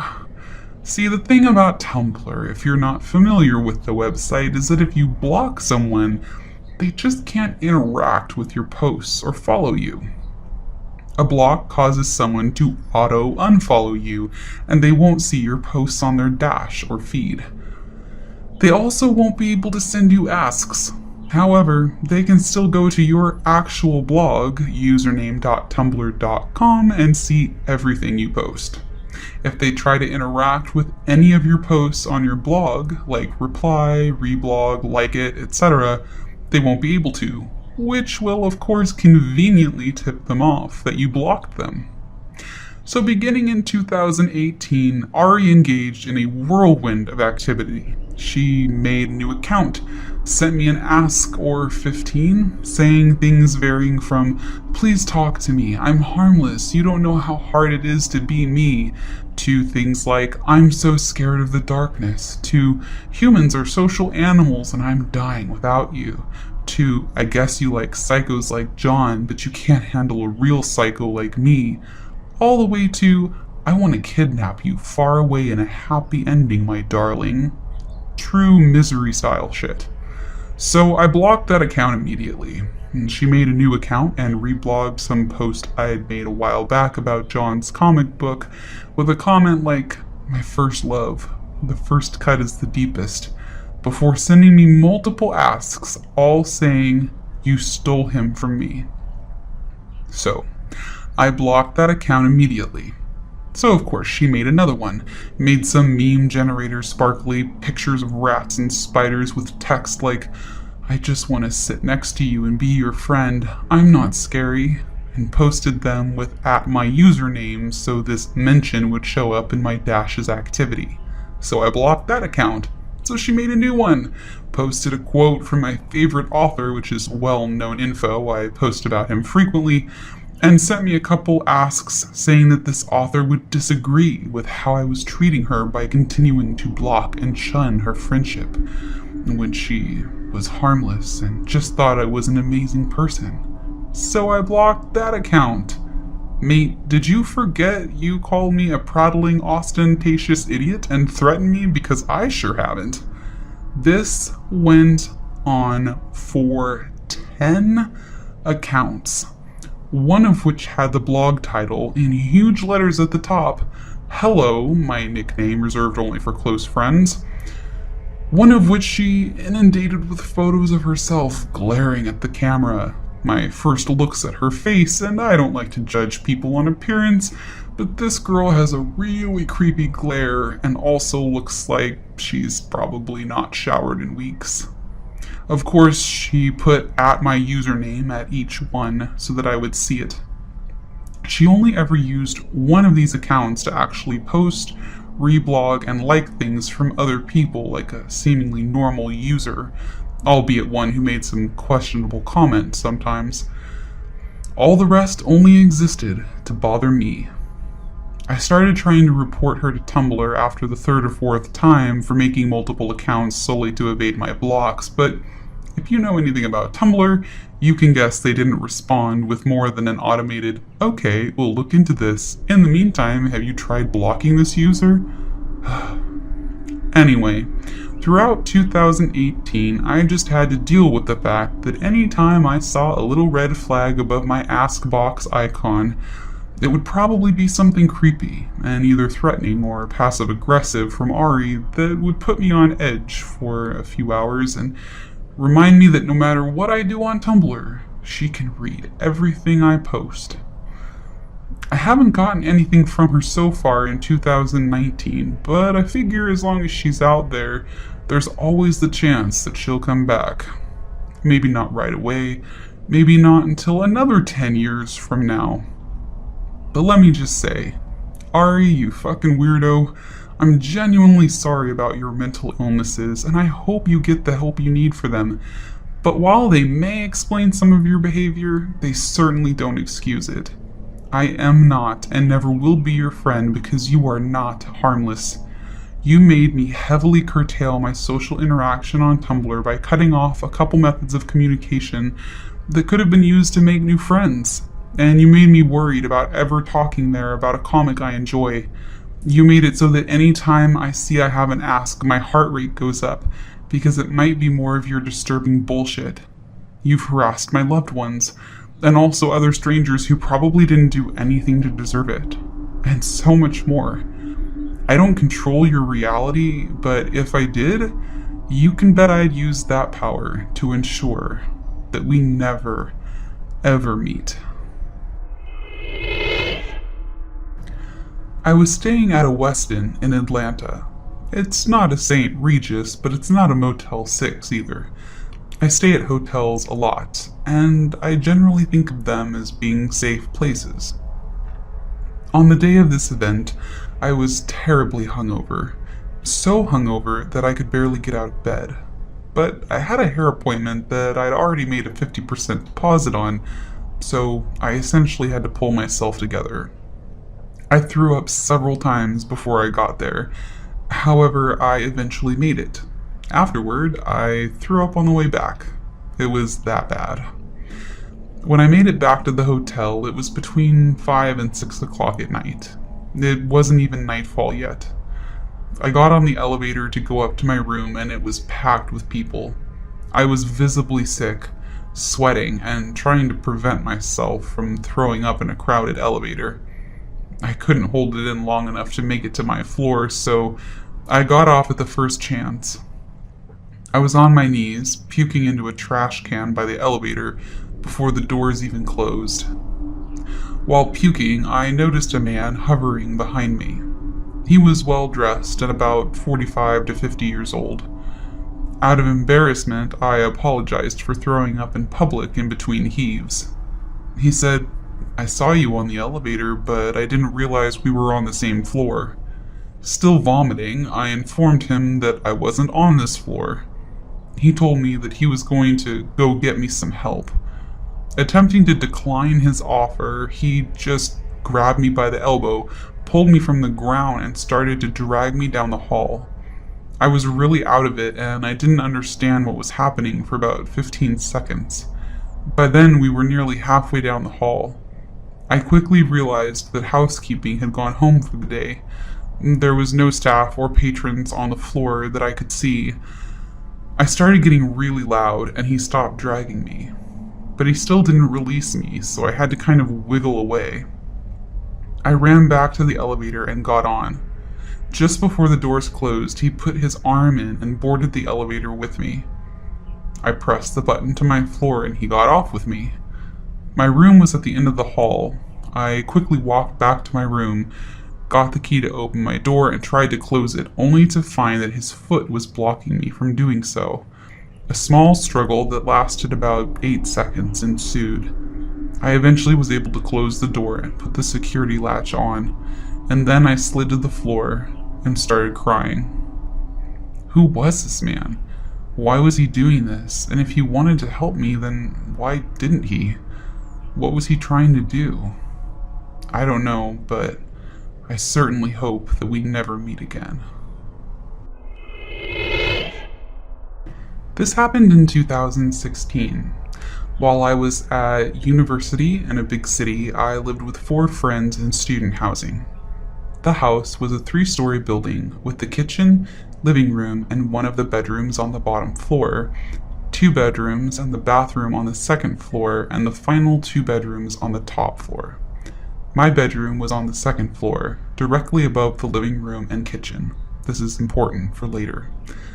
Even though I had some of the best days of my life in this house, that all came to an end in one night. I remember it was about March time because we had gone out for St. Patrick's Day a couple of days before. At the time, there were only 2 people in the house, myself and my friend John, whose bedroom was on the top floor. I remember when I was woken at about 4:30 in the morning. It was by ruffling downstairs. This didn't actually concern me at the time since John had part-time work on the local trains and usually started his shifts at about 5. I assumed he was downstairs eating breakfast because I had come in from nights out in the past and would meet him on his way out of the house. For some reason, completely out of character for me, I decided to go down and have breakfast with him, as I wasn't doing anything that day and I wanted to speak to him before he went away. As I walked down our carpeted stairs, I decided that it would be funny if I scared John since he wouldn't be expecting me down at this time of the morning. So I threw open the living room door which led to the kitchen and yelled out, "Didn't expect me, did—" I froze. There were 3 hooded figures in our living room staring right at me. My breath caught in my throat. I quickly glanced around the room and noticed that they had gathered all my PS4 stuff and had put it in my friend's guitar bag. One of them had the guitar in his hands, but the thing that made my blood turn cold was that one of them had a knife in their hand. We just stared at each other for what must have been 5 seconds, and the thought of getting stabbed was swimming through my brain, and I knew I had to think of something to get them to at least get out of my house before I called the police. Eventually, I managed to blurt out, "Guys, I've already called the cops and they're on their way. If you want any chance to not get arrested, I suggest you leave everything and get out now." They started looking at each other, and I thought, oh shit, they know I'm lying. Oh my god, I'm gonna die. Then the one with the knife, who I guess was the leader, pointed to the floor and they dropped all the stuff, and then he led them out the front door. I backed up the stairs as they went to the door, never losing eye contact or turning my back to them. They then went outside, and once I was sure they weren't on the other side of the door, I slammed it shut. I then started crying and hyperventilating as the whole experience was the most traumatic thing I'd ever gone through. After I calmed myself, I ran upstairs to get John to call the police, and they came and investigated the property. They determined that one of us forgot to properly lock the kitchen window, and that's how they gained access to the property. They stole some minor things, phone chargers, power banks, stuff like that, but nothing major. Called my flatmates and told them the situation. Then I packed up a lot of my stuff and went back to live with my parents for a week, and even then I wouldn't stay in that house on my own for about a month afterwards. From what I heard from the police, they never caught the guys, and that ultimately led to the decision for us to get a flat in another part of the city on the off chance that those guys turned up again. I have since developed compulsive habits from this experience. I always check that everything is locked, and I even lock my bedroom at night, something I never did in the past. For a while, there were nights I would hear innocent enough things outside, but would become extremely paranoid and grab my hurling stick, which is an Irish sport thing, kind of like a baseball bat, and have it under my hand, under the sheets, so I could defend myself if someone came into the house. I still have nightmares about how that scenario could have played out differently, and it messed me up for at least 6 months afterwards. If you go to university and you don't know the area very well, always take precautions to make sure you're safe. And hooded guys, let's never meet again. This story happened 7 years ago, but it feels like it was just yesterday. July 20th, 2012. I remember the exact date because it was the same day as the shooting at the Batman premiere in Aurora, Colorado, which is oddly relevant. The day started out pretty normal for me. I was a patient tech at a dialysis clinic in rural Alabama, and up way too early to open the clinic.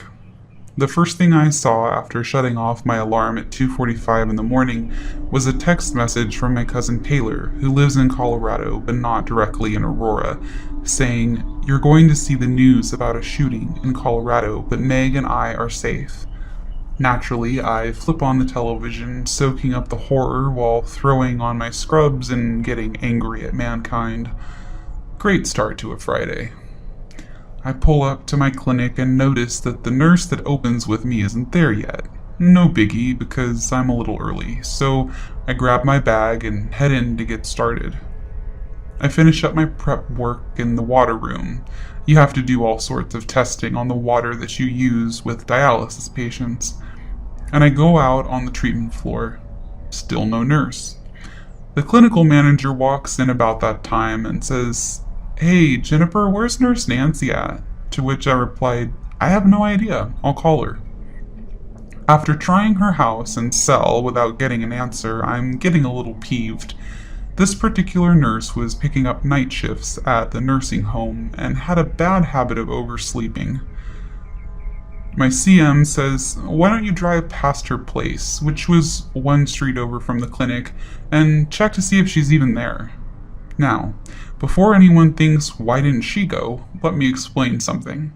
It was almost time for the patients to come in, but a nurse has to be in the building in order to even let them in the lobby. My CM was a nurse, so she could at least let everyone in while we figured out what Nurse Nancy's deal was. Anyway, I agree to ride by because it's literally a stone's throw away, and because if I saw her car was there, I was going to lay on the horn until she got up. I pull up to her house, and she's there, so I deploy my "I'm honking mad" tactic until she pokes her head out the door, apologizing and swearing she'll be at the clinic in 5 minutes. Cool. So I head back to the clinic, park in the still empty parking lot, and start to get out of my car. In the time it took me to open my door, stand up, and turn around, there's this guy right inside my door blocking my way, going, "Where's your bag?" I'm so confused. I thought he was a patient's spouse or son or friend initially, and I said, "It's inside, why?" I started to move forward, and that's when I realized that there was a knife poking me in the chest. Is this real life?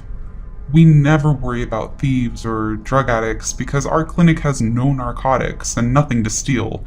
I mean, unless you're really into shitty 10-inch televisions that may or may not have gotten puked or bled on. I know only a second or two went by, but it felt like eons. I remember my ears started ringing, and my dad's voice saying, if you get cornered by someone, scream obscenities and make noise. To shock them, I guess. I don't know. He was probably being sarcastic. And then hit them as hard as you can and run. My chest felt like it was on fire. Why me? Why today? Why did that guy shoot up a theater? What is wrong with people?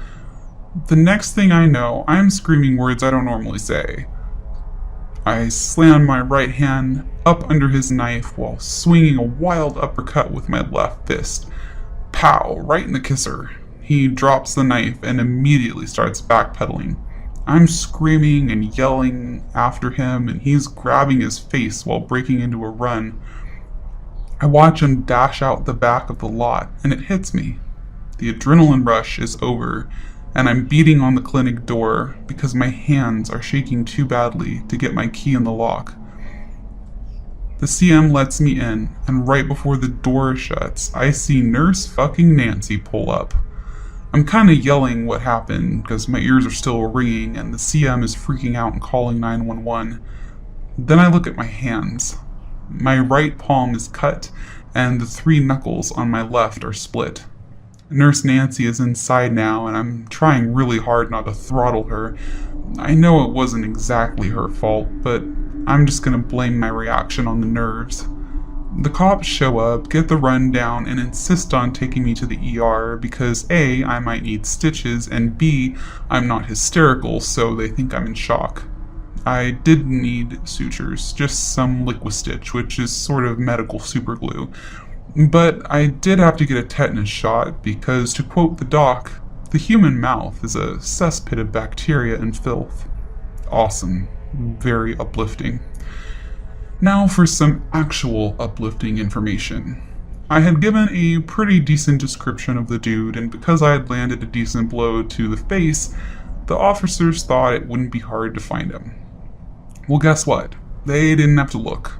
An officer was sitting in the parking lot of the clinic when he sees a guy matching the description walking through looking under cars. The cop is not in an unmarked squad car and thinks, surely no one is that dumb. But lo and behold, when he gets closer, the guy has a busted upper lip. Apparently, this guy was trying to find the knife he dropped, and maybe thought a Darwin Award was under the car, who knows. Officer Friendly brings him in for questioning. It turns out that this upstanding fellow has been in and out of prison quite a bit. He admits to everything, well, except that a 5'4" 115-pound girl got the drop on him, and pleads guilty. He was given a heavy sentence because of his lengthy criminal history and, poorly attempted armed robbery. I don't remember when he'll get out, but I'm fairly certain we won't be meeting again. I live in the Bay Area, near San Francisco, and I take the BART into the city 3 to 4 times a month for work. For those who are unfamiliar, the BART is basically our shittier version of the subway. I'm very attentive on public transit, as I'm a woman in her late 30s who is deeply aware of how many creepers are lurking around. I always wear earbuds, but I never have music playing, so I can hear what's going on around me, but I have a reasonable excuse not to engage in conversations with strangers. I guess I just have one of those faces, since weirdos always feel comfortable blurting out whatever bizarre bullshit is going through their heads to me, while I'm internally screaming, "No, sir, I don't care how many ghosts are braiding your beard, and no, cell phones won't give you ball cancer." Anyway, I left my meeting on the late side, and it's around 8:45 at night. I get on my train, which is delightfully empty, thanks to the end of rush hour and spring break, and I'm able to get a seat right away. I pop my decoy earbuds in, pull up a phone game, and start to settle into the ride. When the train stops at the second to last San Francisco stop before heading to Oakland, a few people board my car. One of them is an older man in a suit who decides to sit right next to me instead of the many other open seats. Cool bro. He immediately pulls out a laptop, sets it screen open on the empty seat across from us like a makeshift desk. He types for a few minutes as the train pulls into the last stop before we head through the 6 to 7 minute long ride through the Trans-Bay Tube toward Oakland. At this point, I'm just like, alright, cool. Another entitled douchebag taking up more than his allotted amount of space, but I'm not creeped out. Yet. As we enter the tube, he stands up and walks away from his backpack and laptop, heading to the opposite end of the car to stand. I notice that he's left a browser up with pornographic images displayed, and I roll my eyes and go back to focusing on Candy Crush. A minute or so later, I hear a male voice behind me saying, "Excuse me," and I ignore it. Don't want to talk, don't want to look at train porn, I just want to beat this level. The voice says it again, this time tapping my shoulder. I turn to see a youngish guy glaring at me. "Do you mind closing that?" he asks, gesturing to the laptop. "We're in public." I explained that it was not mine, but belongs to the guy who is no longer in our car. I go to point him out, but he was gone. The young guy and I decide to close the laptop and slide it into the backpack because neither of us is about that train porn life. At the first Oakland stop, young guy gets off, leaving me and just a couple of other people in the car. I move to a different seat away from the backpack because I don't want to be responsible for it. I get settled and see train porn come back into the car and head toward his stuff.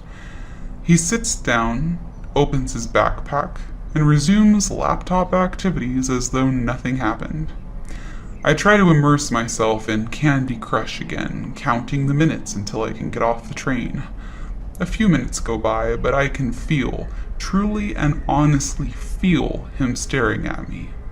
I don't look because I assume he'll interpret it as an invitation to talk, but it's getting more intense. At the next stop, I decided to change cars completely. I move to the next one, sit, and try to shake it off. Only a couple of stops to go. As the train takes off, someone comes through the connecting door. A woman about my age sees me and gestures for me to take out my earbuds. "I want you to know that I called BART police," she says. I assumed that train porn noticed I had moved his stuff and was trying to accuse me of stealing, but I was wrong. I asked her to explain, and she informs me that she saw train porn taking a lot of pictures of me with his phone. The woman was standing behind him and noticed that he was making noises and touching himself while he did it. She asks me if I'm okay, if I want her to sit with me, etc. Because women are literally the best to each other in scary situations. I decided to get off at the next stop and lift home. She says she'll watch through the door to see if train porn tries to leave too. At the stop, she says he's still sitting, so I quickly thank her profusely and dart off the train. I'm on the platform for maybe 3 seconds and starting to walk away when I hear a shout. I look back and train porn is staring at me out of the window, smiling with his hand down his pants. Ugh. Thankfully, the train departed with him still on it. I ran up the stairs, called my boyfriend, and he came to pick me up. I told the station agent what had happened, and she said I could wait at her booth until my ride arrived, which I gratefully did. I know this isn't necessarily life-threatening and nothing quote-unquote happened to me, but it also kinda did. I felt so violated. I reported it to BART police, but let's be real, nothing's gonna happen. Now I'm just feeling extremely angry with a hint of bloodthirst for the man who took my pictures, so train porn, I hope we never officially meet, but if we do, I hope it's in a boxing ring where I can teach you a lesson about perving out on non-consenting people. I always tell this as a cautionary tale that has actually happened to me, especially in light of all the terrifying, heartbreaking news stories of girls who get into Ubers and are never seen again. This happened when I was in college. It's one of the bigger party schools with an entire street of bars you can wander to and from. My boyfriend, now fiance, had gone back to his hometown for the weekend, so I decided to go out with some friends. I'm sure you can see where this is going. I had a bit too much to drink and was on the edge of a blackout. Knowing with my whole mind, body, and soul that I did not want to become a liability for my friends for the rest of the night, I told them I was going to Uber home. My friends insisted on coming with me, but selfishly, I wanted to call my boyfriend when I got home and have a house to myself, so I told them all no. But I took a screenshot of my driver's name and info on the app and sent it to them. When he got close, I hugged them all and walked out the door. Like I said earlier, it's a big party school with lots of bars in one area, so the entire strip is lined with Ubers from about 11 p.m. to 3 a.m. It was almost bar close, so there were a ton. And look, I was hammered. I don't even know what a Toyota Yaris looks like at the best of times, so as I'm searching, a man rolled down his window and asked if I was waiting for an Uber. I said yes. He told me that he wasn't my Uber, but if I canceled my ride and accepted his, he would take me home. I was already thinking of the leftovers that I had in my fridge at this point, so I agreed, canceled my Uber, and made sure that I accepted his ride instead. He was super nice, and he was an Uber. I've heard stories of fake Uber drivers, so I did make sure he was legitimate. He called me beautiful a few times right off the bat, but hey, I was a girl in college, I got that a lot. I remember we talked about our favorite books, since I told him I was an English major, and he was super interested in listening to me talk about tutoring ESL students in my free time on campus. He was an immigrant who had to learn to speak English, so we lamented about how awful it must be to learn such an intricate language, but how rewarding the successes were in the end. When he missed the turn from my apartment complex, I figured it must have been because he was distracted by our conversation. I politely pointed out that he missed the turn, and he said that he would turn back around. Rather than making a U-turn, though, he took the longest way to get back to my apartment. I was still in familiar territory, so at least I knew that he was going in the right direction, but I was starting to get nervous. It was around 2:30 a.m. at this time, and it was super dark, and no one was awake, let alone outside. When he missed the turn-in again, I asked if I could just get out and make it back on my own. He seemed kind of offended, like he was surprised that I wasn't as engrossed in our conversation as he was. I kind of jokingly told him that I was a broke college student and he was kind of racking up my bill during a surge. That seemed to straighten things out a little bit. He was all, "Oh, I completely understand," and turned back toward my complex. I was honestly so freaked out and drunk at this point that as soon as he pulled into my complex, I was like, "Okay, right here is fine, thank you," and pulled on the door handle when he came to a stop. It didn't open. I hit the little lock latch. Still nothing. "Let's go get coffee," he said. He clicked the button in the app to say that the trip was completed, and clicked out of the app. At this point, I'm just trying not to look as freaked out as I feel. I told him I was tired, and it was late, and coffee was literally the last thing I needed at that moment. I tried the door again, just to make sure I wasn't drunk and handling the door handle wrong. It still didn't open. "You know, we should just sit here and talk until you're feeling better," he was explaining to me. "We can go somewhere more private, too, if you like. Do you live alone up there?" At this point, I'm frantically digging through my purse for my phone. Fuck being polite.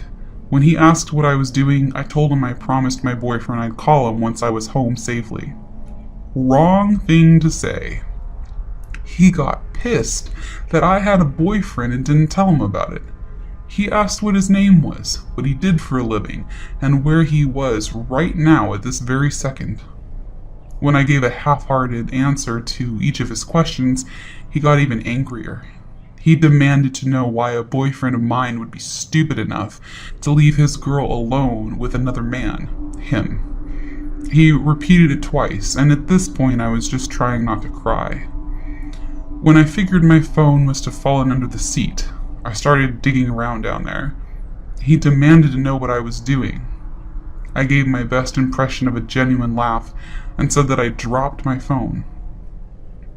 He told me to stop digging around in his things immediately, so I did. Mind you, I'm still drunk as hell at this point. I was just trying to keep my shit together and not vomit or pass out. I tried the door a third time. Still nothing. He asked if I wanted to get coffee again, even kind of begged a little. I told him no, that I just needed to sleep. He asked if I lived alone again. I lied and told him that I had a roommate. He asked if it was my boyfriend, and I said no. He kind of got angry again, and then straight up asked if I had made my boyfriend up.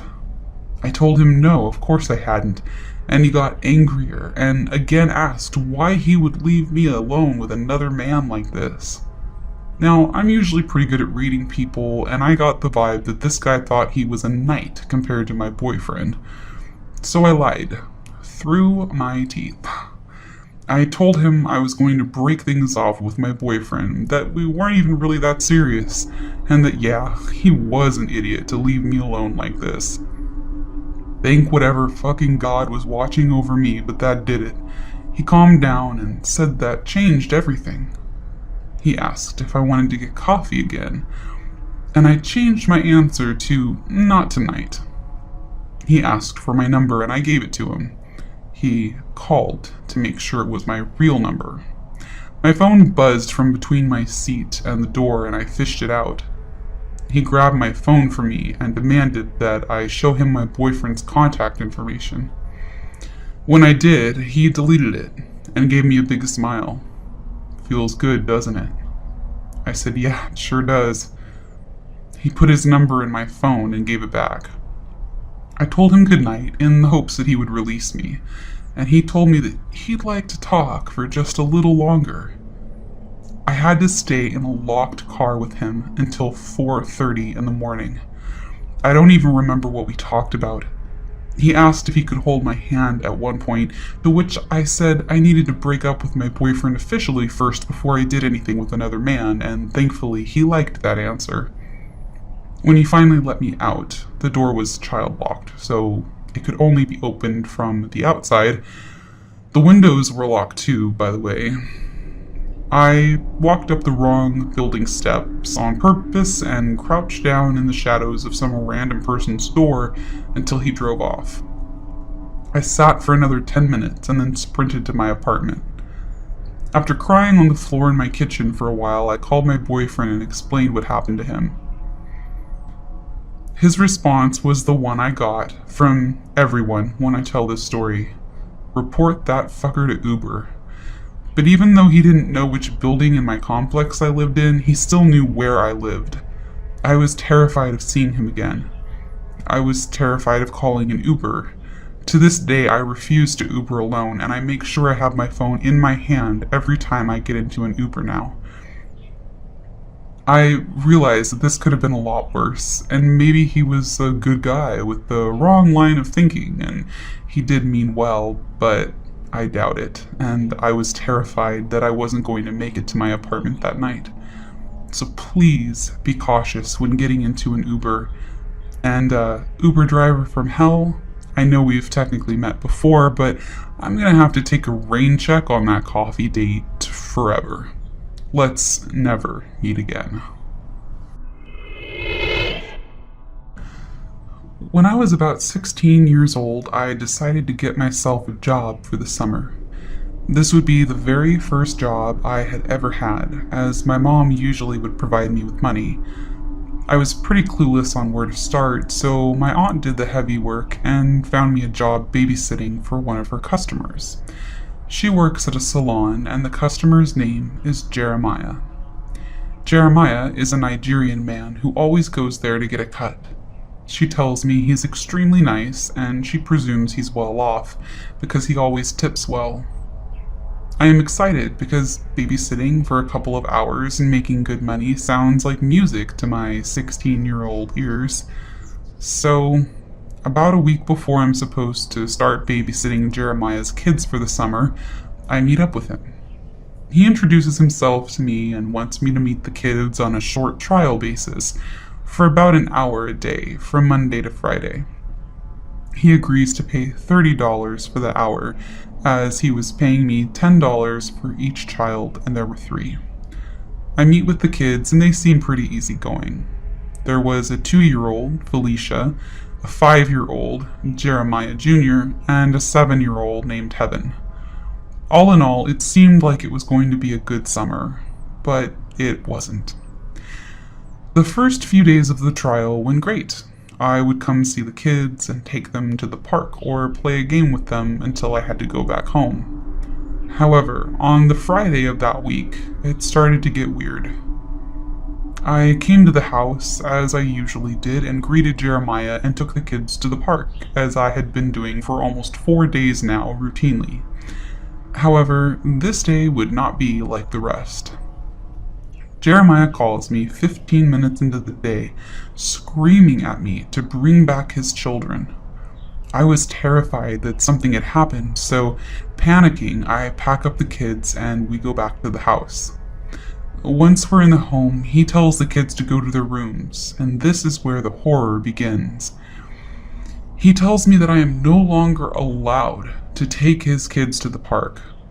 Confused, I ask why. He explains to me that his ex-wife often goes to the park and watches the kids, and that he's afraid for their safety. Well, let me tell you, that is news to me, as when I first met him, he specifically told me that he and his wife had gotten a divorce. Why? Because she had been bringing men back to the home, and he had suspected one of them of doing things to Heaven. He also told me that his ex had lost her custodial rights and was in prison, so you could see where I was confused. Nonetheless, whatever doubt and confusion I had in my mind, I pushed it down and I swore to him that if I ever did see her around the house, I would call the police, as he had also previously told me he has a restraining order out on her. Then he tells me not to ever call the police if I see her, but only to call him. Again, I push the rising doubt out of my mind and reluctantly agree. The first month of the summer goes relatively well. I spend about 4 hours a day with them, and during those 4 hours, those kids are preoccupied with their gaming system or riding their dirt bike or doing whatever in their massive house. However, once July rolls around, things start to get even weirder. Jeremiah starts coming home from work early on Wednesdays. That's not the strange part. The strange part is that he would come home early from work and expect me to remain at the home until my day was done. He also starts to recruit me to do things with the kids and him, like going clothes shopping, going to the doctor's, going to the supermarket, and even to the movies. I was starting to feel more like a nanny than a babysitter. When I would express the idea of going home, as I clearly wasn't needed, he would always get upset and guilt me into staying. "The kids need you. This is your responsibility," he would say. I was annoyed, but I let it go, as I'm only spending 4 hours a day there, and I'm getting paid well. My sister, Michelle, on the other hand, would openly tell me how weird she finds Jeremiah and how she had thought he was trying to groom me into being the kid's surrogate parent and new wife. I laugh off the idea as nothing mildly inappropriate had ever happened, but that would change. One day, I came to the home as per usual, and Jeremiah leaves to work. About an hour into me being there, I hear a knock on the door, and before I could ask who it is, Heaven sprints to the door and swings it open. To my surprise, it's a woman. I ask her who she is, and she tells me that she's the kid's mother. Now, I'm shocked and frightened, as this woman isn't supposed to have any contact with these kids. I tell her Jeremiah is at work and that I'm watching the kids in his absence. She gives me a very cynical look and tells me that I can go home since she's there now. I told her that Jeremiah had told me not to let her in if she visits and that she needs to leave. I half expected her to curse me out, but to my surprise she said, "Fine." kissed the kids goodbye, and left.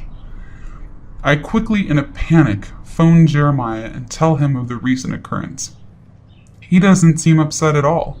In fact, he doesn't even seem surprised. He calmly thanks me for alerting him, and as he was ending the call, he says that I'm a good girl. Again, I'm a bit sketched out, but proceed to continue to watch the kids. One day while I was there, I become curious on the nature of the relationship between the mother and the kids, since they didn't seem to really miss her at all while she was away. Therefore, I do the only logical thing I can do and proceed to pry answers out of Heaven and Jeremiah Jr. To my utter disbelief, what I find out is shocking. It turns out the reason why the kids barely seem to miss their mother is due to her never being gone. They tell me their mother comes home every day right when Wheel of Fortune is coming on, which is usually around 7:30 p.m. I ask them if she stays or goes to her own home, and they tell me that she sometimes spends the night in their dad's room, but when he's mad at her, she has to leave. So I ask the next logical question. I ask Heaven why her dad is often angry at her mom, and she tells me it was because Mom isn't a good listener. Right then and there, I got a chill. Because up until that point, it seems like I'm putting together a puzzle, but none of the pieces are matching. I start rewinding to certain things Jeremiah would say to me and certain things he would do that at the time I didn't think much of. For instance, every time I was playing with Felicia when he was around, he would always tell me that I was a good mom. Not that I would be a good mother, but that I am a good mother. He asks me if I'm dating anyone, which I innocently answer I am not. He even went so far to ask me if I was sexually active, which I rightfully declined to answer, although I'm not.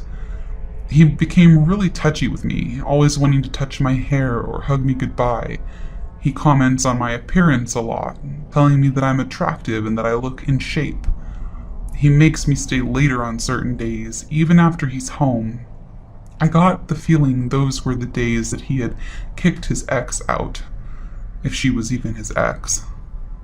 And last but not least, Jeremiah starts to advise me to come in through the garage and not the front door when I come in the morning.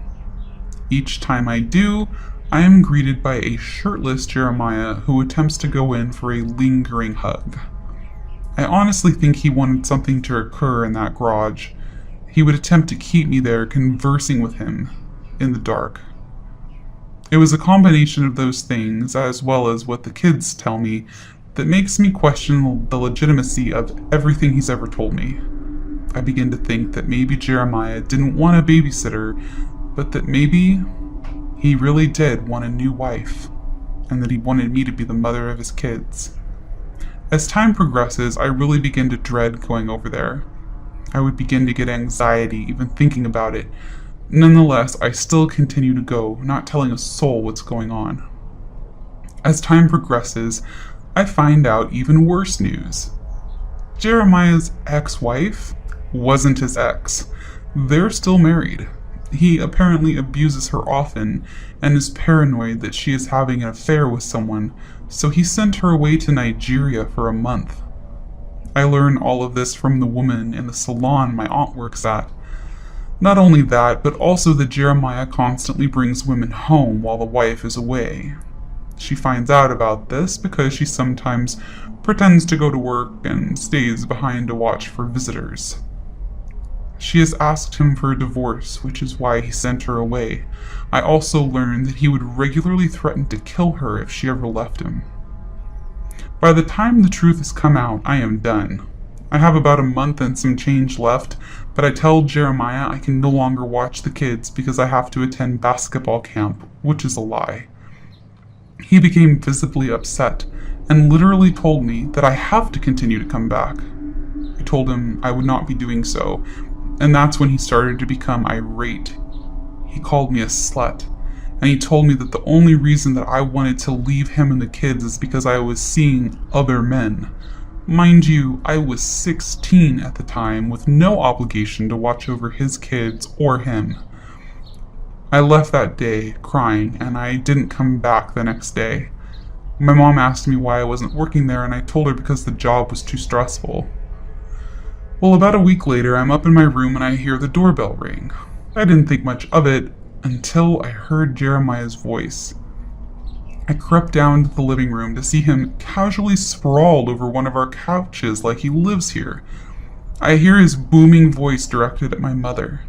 In what I presume to be his authoritative voice, he states, "We need to talk about my girl. She hasn't been to my house in a bit and the kids are starting to get worried. I don't like that. Where is she?" My mother, picking up on the strangeness of the situation, lies to him and tells him that I have left with a friend, to which he has the audacity to ask whether it is a male or a female friend. Well, that is the straw that breaks the camel's back. My mom tells Jeremiah that his questions are invasive and predatory. She then asks him to leave, to which he does, to my utter surprise. From there on, I don't see or hear of Jeremiah for about a year. He still texts me, but I quickly learned to block his number. After a year, I learned some more information. His wife has gotten full custody of the kids, and they're living in another city about an hour away from where we do. I thought that was miraculous because Jeremiah made it abundantly clear that those kids and the wife were his. A few months after learning that information, I'm on a jog in my neighborhood when I wander by his house. I try to sprint past it, but I'm dead from my run, so instead I opt across the street and stay a good distance away in case he's nearby. I guess God was mad at me that day because out of nowhere, Jeremiah pulls into the road and stops his car near me. He rolls his window down and asks how I've been. I'm scared shitless, but he's pretty civil despite how we left things prior to this. He babbles about himself and makes some off comments about my body, but what catches my attention is what he says toward the end of our conversation. He tells me his wife has tricked him into losing custody of the kids, so this is how it occurs. She calls him while he is at work one day and tells him Jeremiah Jr. is acting up. Being the abusive piece of shit he is, he rushes home to show Jeremiah Jr. some discipline and respect, his words. Well, his wife records the whole thing. The police are called, a report is filed, and I guess that's how she's awarded temporary custody of the kids. However, he assures me that he will be getting his kids back because they are his, and that his wife will soon, and I quote, pay for her transgressions. The whole conversation makes me feel extremely uneasy, and I am glad when it ends. I run home and briefly tell my sisters about it, and then never think about it again. That is, until I hear the news a few weeks before my birthday from my aunt, of all people, that Jeremiah has gotten his kids back. His wife mysteriously fell ill, went back to Nigeria, and died. I know it sounds crazy, but that's exactly what my aunt told me. I am again frightened after hearing that news, and I disclose to my sisters what he told me a few months prior to her death. About a year after that, I'm jogging again, and I pass his house, and this time he comes out of his home to wave me down. He asks me if I want to say hi to the kids, and I say no, they probably won't remember me. He then asks me something shocking. He asks if I want to say hi to his wife, and he calls her to come out. I am then approached by a very young woman, probably a few years older than me, with a baby on her arm. She smiles and politely introduces herself.